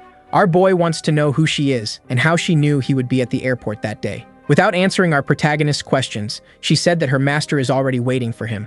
Kiyomi asked what she would do if he refused, and the woman asked him not to do that. Because her master wishes to show his gratitude to him, the one responsible for developing the cure for the mana vortex. As soon as he heard that, Kiyomi became suspicious of this person. Opening the door of a vehicle, the woman said that her master already knows the whole truth, and if he's interested, he could come in too. Kiyomi wanted to resist a little longer, but inside that car, there was a lot of food. Now he is heading towards this master whom he still doesn't know, because those fruits looked extremely appetizing. Almost reaching the destination, he can see a large palace through the car window. That is the residence of the mysterious woman's master. Outside, there are some banners with a specific symbol. Kiyomi, as soon as he saw that, knew where he was. Entering the palace, the woman announces Kiyomi's arrival to her master, and he congratulates the achievement. Kiraha Daigo is an S-class adventurer and apologized to our protagonist for bringing him to that place forcibly. Impressed by the presence of that man, our boy already expected to be received by him, the head of the Frozen Elite. This clan is on the same level as Camellia Rage, and this man approached our protagonist casually, who can feel his presence even from a distance. Wondering what he wants from this meeting, he was surprised by his sudden approach. Our boy was immediately startled by that, but was surprised to be hugged by Kiraha, who did so quite emotionally. While our boy has no idea what's happening, the adventurer says that he is his savior, because the medicine he developed was able to save his wife. He was completely hopeless, but thanks to that discovery, his family was saved. Now our protagonist understands why he is so moved. Being grateful for having helped in some way, Kiraha said his life changed completely, showing photos of his wife and how she looks much happier now. Thanks to this, he can regain his happiness. Our protagonist didn't imagine Kiraha would cry so easily. The problem is that he doesn't know how the man discovered the truth, as he asked the avaricious one for secrecy. When he was about to ask him that, he was interrupted by Kiraha himself, who doesn't know how to express all his gratitude, making the best invitation he could to the boy, to join his clan too. That invitation is completely unexpected. Our boy said he is honored, but he already belongs to a clan too. Kiraha said he has something that others don't possess, an efficient clue on how to reach the S-level dungeon, the Abyss. As soon as he heard those words, our boy was surprised. The path leading to the dungeon that has been closed for several years is about to open. Kiraha asked what our protagonist thinks about that, and if he now wishes to join them too. After hearing those words, our protagonist seems swayed. Information about the Abyss is not easily granted, and the gate leading to that place is closed, which makes it practically impossible to explore that dungeon, which is practically an unexplored place. But if some conditions are met, the seal blocking its passage will be broken. That's all our protagonist knows about it, so he asked if that man really has clues about this place. Kiraha assured that everything he said is true, and to be more precise, he has a clue on how to reach the center of that dungeon, and even though Alice is talented, that is still impossible for her. The Abyss is the most difficult dungeon that currently exists, and the only ones capable of overcoming it are the elite Frozen clan. Our protagonist realized that the man was very confident, not even asking what proof he had of that. Kiraha said the secret is a monster that inhabits that place, an S-level creature, a mechanical dragon. Our protagonist was immediately surprised by those words because he knows this creature very well, and asked how Kiraha knows about it. But the truth is that he was astonished by our protagonist, who seems to know about the mechanical dragon. Kiyomi realized he needs to be more discreet, saying he heard about it through some rumors. Kiraha seems to have believed this, and even though our protagonist has helped his family a lot, he cannot tell him the truth about it. But if our boy joins his team, he will have access to the whole truth. Our protagonist began to be thoughtful. This situation is complex, because it was finding the mechanical dragon that triggered the event where he was sent to the past. Now that he has managed to save his sister, he does not wish to encounter this creature again in his life. And there are other important things happening too. he met a woman who was becoming increasingly special. In light of all these things, he apologized to Kiraha, who was immediately surprised by our boy's reaction. He tried to convince him that this is the pinnacle of every adventurer. It's not just about the mechanical dragon, but about a high-quality dungeon, and promised to guide him to the highest point. Our boy recognizes that this is an excellent proposal, but he owes a great favor to Alice, and even if he could achieve that one day, he would like to do it in her company if possible. Kiraha understood our protagonist's point of view. Regretting his refusal, he said he could not continue insisting. But the truth is, he would like to try a little more. As soon they would fight for the monopoly of this dungeon, he revealed that much progress had arrived in the world of adventurers, and asked his secretary to deliver a letter to our boy, because he was already involved in this dynamic too. The content of that telegram left our protagonist surprised. It was a plan to conquer the abyss with 5 S-level teams. Kiraha confirmed that this is a task given by the government itself, and he received this letter a few days ago. Soon, our protagonist will learn about this through Alice. The government is eager to conquer this place, since they wish to access the riches that such a dungeon can produce. Kiyomi said that adventurers also desire the riches, which is true. Kiraha said that our boy understood the situation. He should start preparing, the stage is already set, and he assured that the Frozen Elite will be the pioneer in entering that dungeon. Our protagonist has other priorities now, but admires the confidence of that adventurer. A few days after this meeting, Alice was called to another place. She and other leaders are gathered. In the same room is Guki, the citizen who was greatly embarrassed in the presence of our protagonist. Also present is Mimi Startel, representative of the clan that bears her name, as well as Furunoya Ginji, representative of the Mind Weepers, the very Kirihara who has already been introduced, and the girl who is gradually winning over our protagonist. All of them are gathered with the man with glasses, who is not the director of the adventurers organization, but is someone very important. They are there to discuss the task the government has given them, as it needs the collaboration of these people. The old man began to laugh at this, as it will be a great challenge for everyone to cooperate, and he began to wonder how many in that room would really be willing to do something like this. Mimi said the old man is being very rude by putting things this way, but he insists on his point of view. Just look at the facial expression of each of them, which definitely hides their true intentions. Better than collaborating is working for one's own reputation. Mimi asked him if there is anything wrong with having ambitions, because everyone wants to be in the spotlight, but this is something different. The government is asking for cooperation, and she doesn't like being blamed by old people just for being young, and the old man said she is no longer a little girl, which immediately offended Mimi, assuming a very threatening posture in that place, and she asked the old man to repeat what he had said. That was not able to intimidate him, and the old man said he would like to speak with a girl who is truly young. That's when someone banged on the table to calm them both down. Alice was the one who did this, saying their time should not be wasted and the meeting should follow its natural course. Mimi, though reluctantly, decided to agree. The old man also agreed with this, but asked for someone to serve him a cup of tea. Alice was already expecting that the interaction between them would not be friendly. All this while the government pretends nothing is happening, but asking them to conquer the abyss gives her a bad feeling about it. The portal leading to that place is breaking, and the mechanical dragon eagerly awaits the entry of humans. The government representative resumed presiding over the meeting. Abyss is the first dungeon that appeared in the world, and so far, not even the strongest have managed to return from it due to its extreme difficulty. The conditions to open the seal of its portal are unknown, and no progress has been made regarding this. Moreover, few people have managed to return from its interior, and those who did said there are many minerals in that place.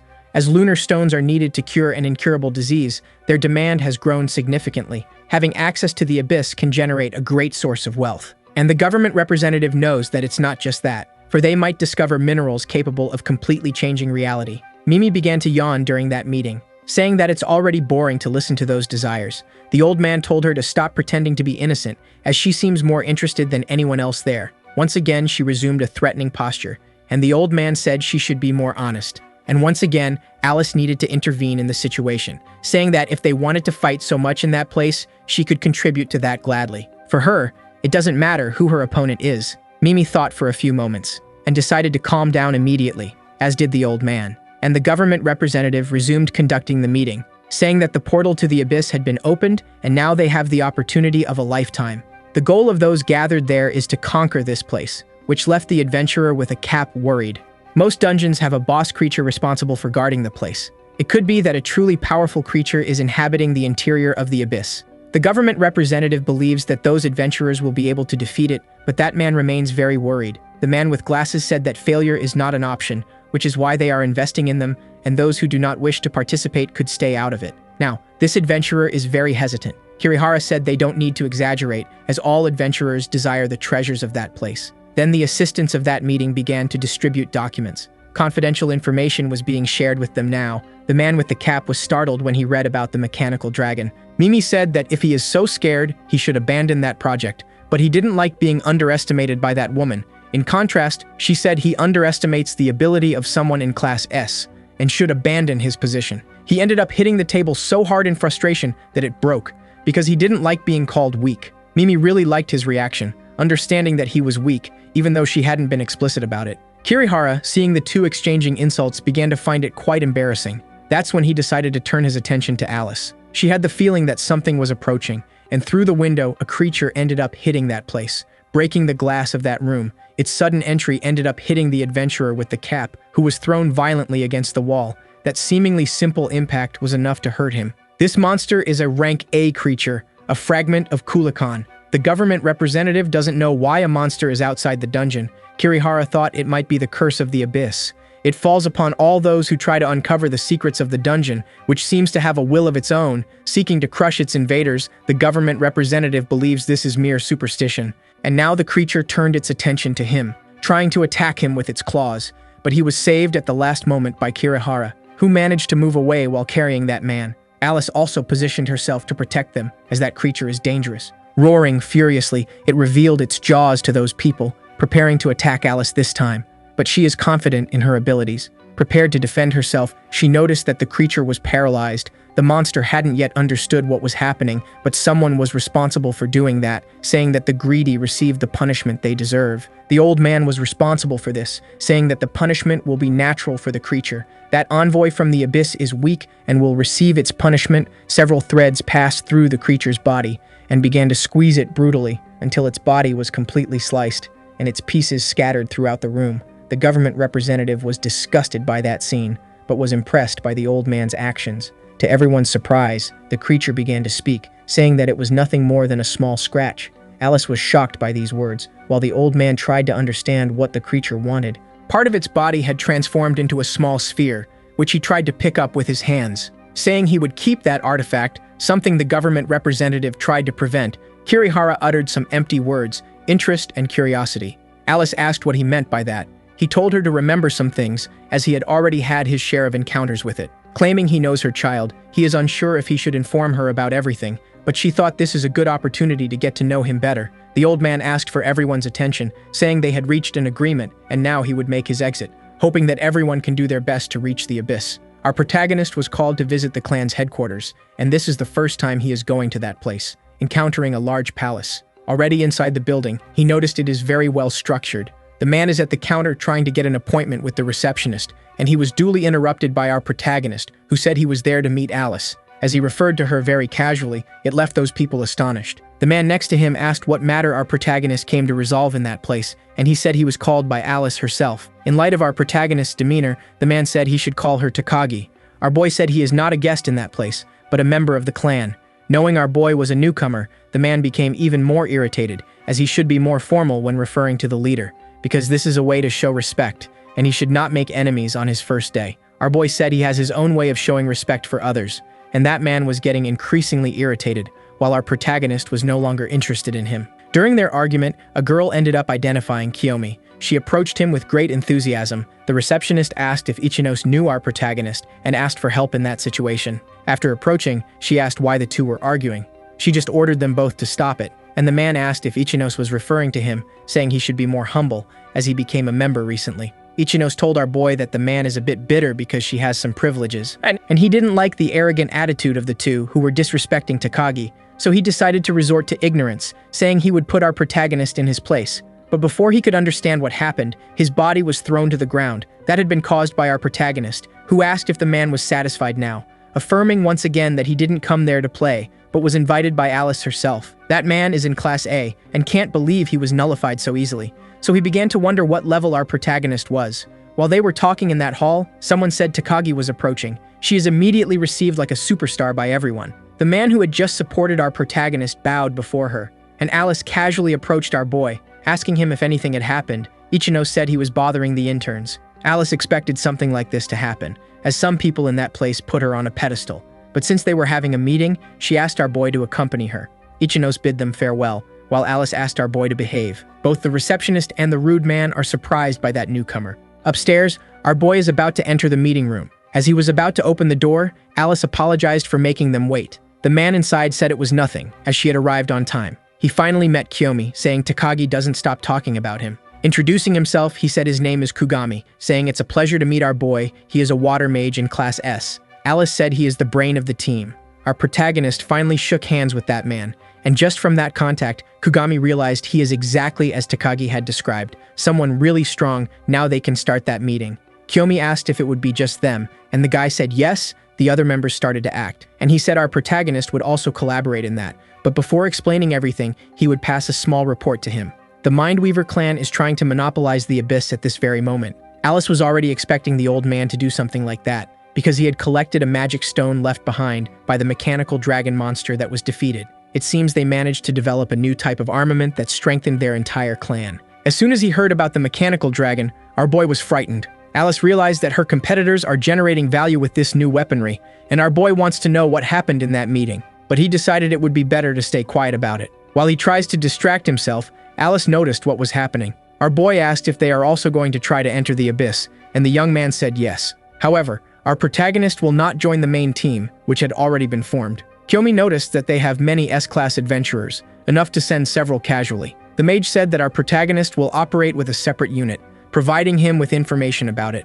Alice considered that strategy completely flawless, as they need to deal with a very intelligent elder.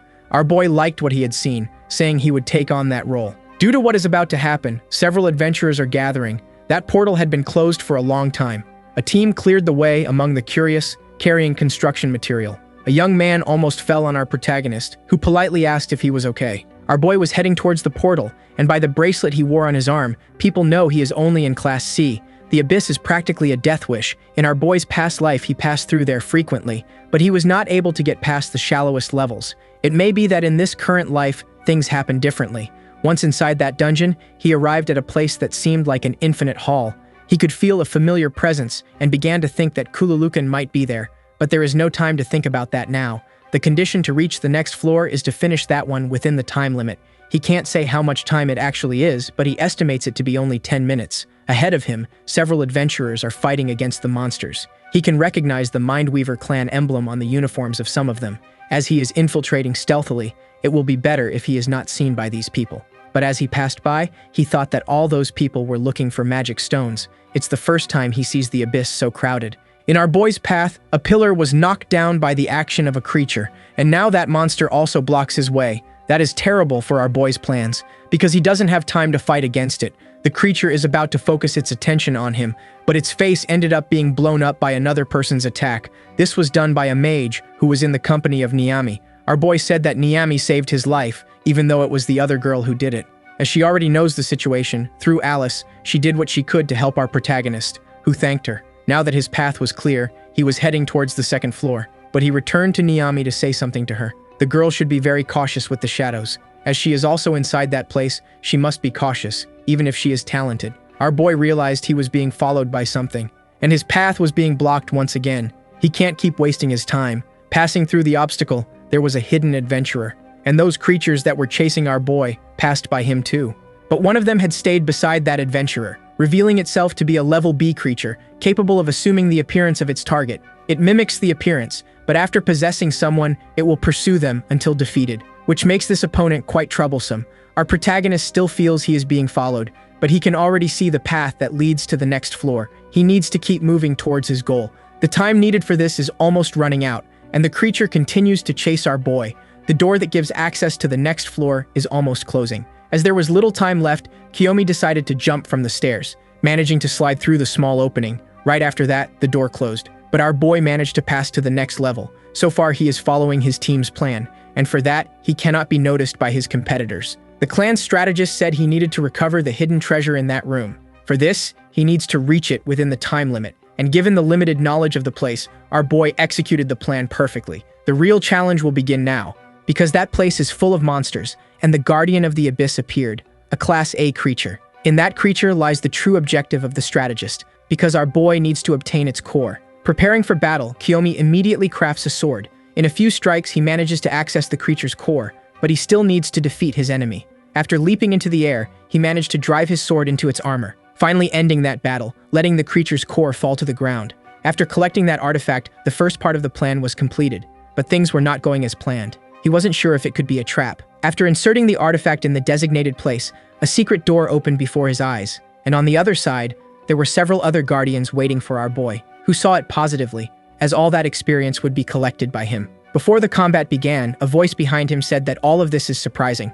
Our boy looked back, very surprised, because the old man was in his company too, and he didn't expect to find a secret room in that place. The old man noticed that someone was moving in an interesting way, so he decided to follow our boy. Kiyomi knows that Ginji is the leader of the Mindweaver clan, but doesn't know how he managed to follow him. Observing our protagonist, the old man realized that he seemed to know the place, and surely must know much more. Our boy said he has nothing to discuss with him, and the old man kept insisting on the dialogue, saying they are colleagues in the profession and should share his wisdom with him. At that moment, our boy realized he needs to keep fighting the creatures. He managed to dodge the attack of the first one, and soon after, our boy was completely ignored by the monster, because it thought it was a good idea to attack that old man. Its strike was approaching him, yet the old man did not move from where he was, because the creature was completely paralyzed by his abilities. Invisible threads had appeared everywhere, and now he is able to control the body of that monster, which now returned to attack our protagonist. The old man said their situation is problematic and hopes our boy starts to cooperate with him.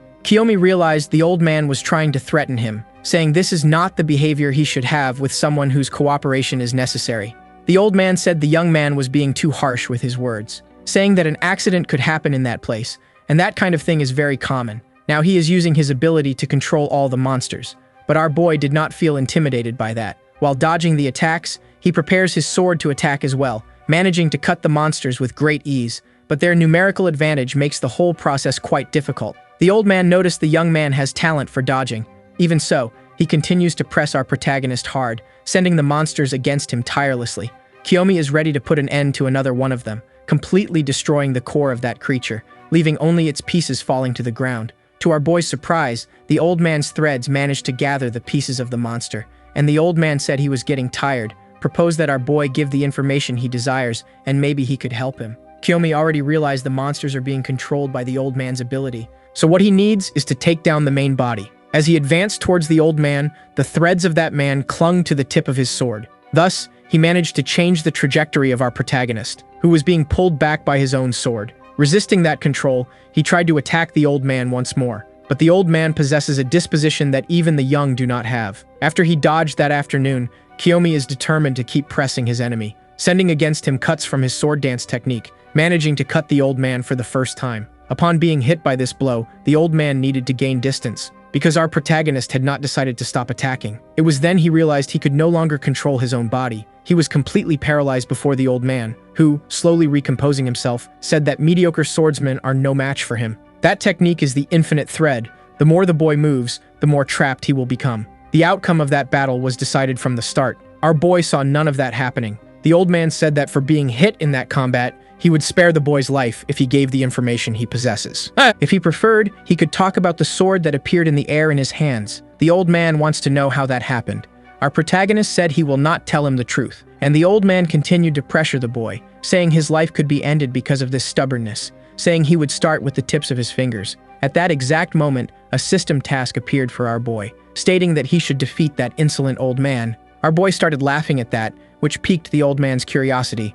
The system wouldn't need to ask him twice to do that. It was then that the old man realized the fight was far from over. Our protagonist not only managed to break free from those threads, but also crafted several swords, and they were completely cutting through the old man's ability, something he had never seen in his entire life. Now that he can move again, our protagonist is ready to win that duel. The old man realized that overwhelming presence is on the same level as Alice. He made a big mistake in assessing that newcomer. He tried to make the creature create a passage through the wall, but the monster's strength is insufficient to produce that kind of damage. Our boy said that room was designed so no one could leave until the monsters are defeated. That only made the old man even more irritated. He went back to controlling the creatures, intending to defeat our protagonist. To combat them all, he crafted the blazing sword, Durandal, and with a few strikes, those monsters were completely obliterated. The poor old man couldn't believe what he was seeing. Our protagonist furiously advances against him, while the old man tries to protect himself by creating a shield with his threads, but his protection proved ineffective against that attack, and the old man, who could have collaborated with our boy, ended up suffering a mortal wound. As soon as his body fell to the ground, the system said the task was completed, immediately delivering a reward to our boy, a magical growth stone. Now he can turn his attention to what truly matters, for there is still work to be done in that place. Our video ends here. If you liked it, leave your like. See you next time. Bye-bye.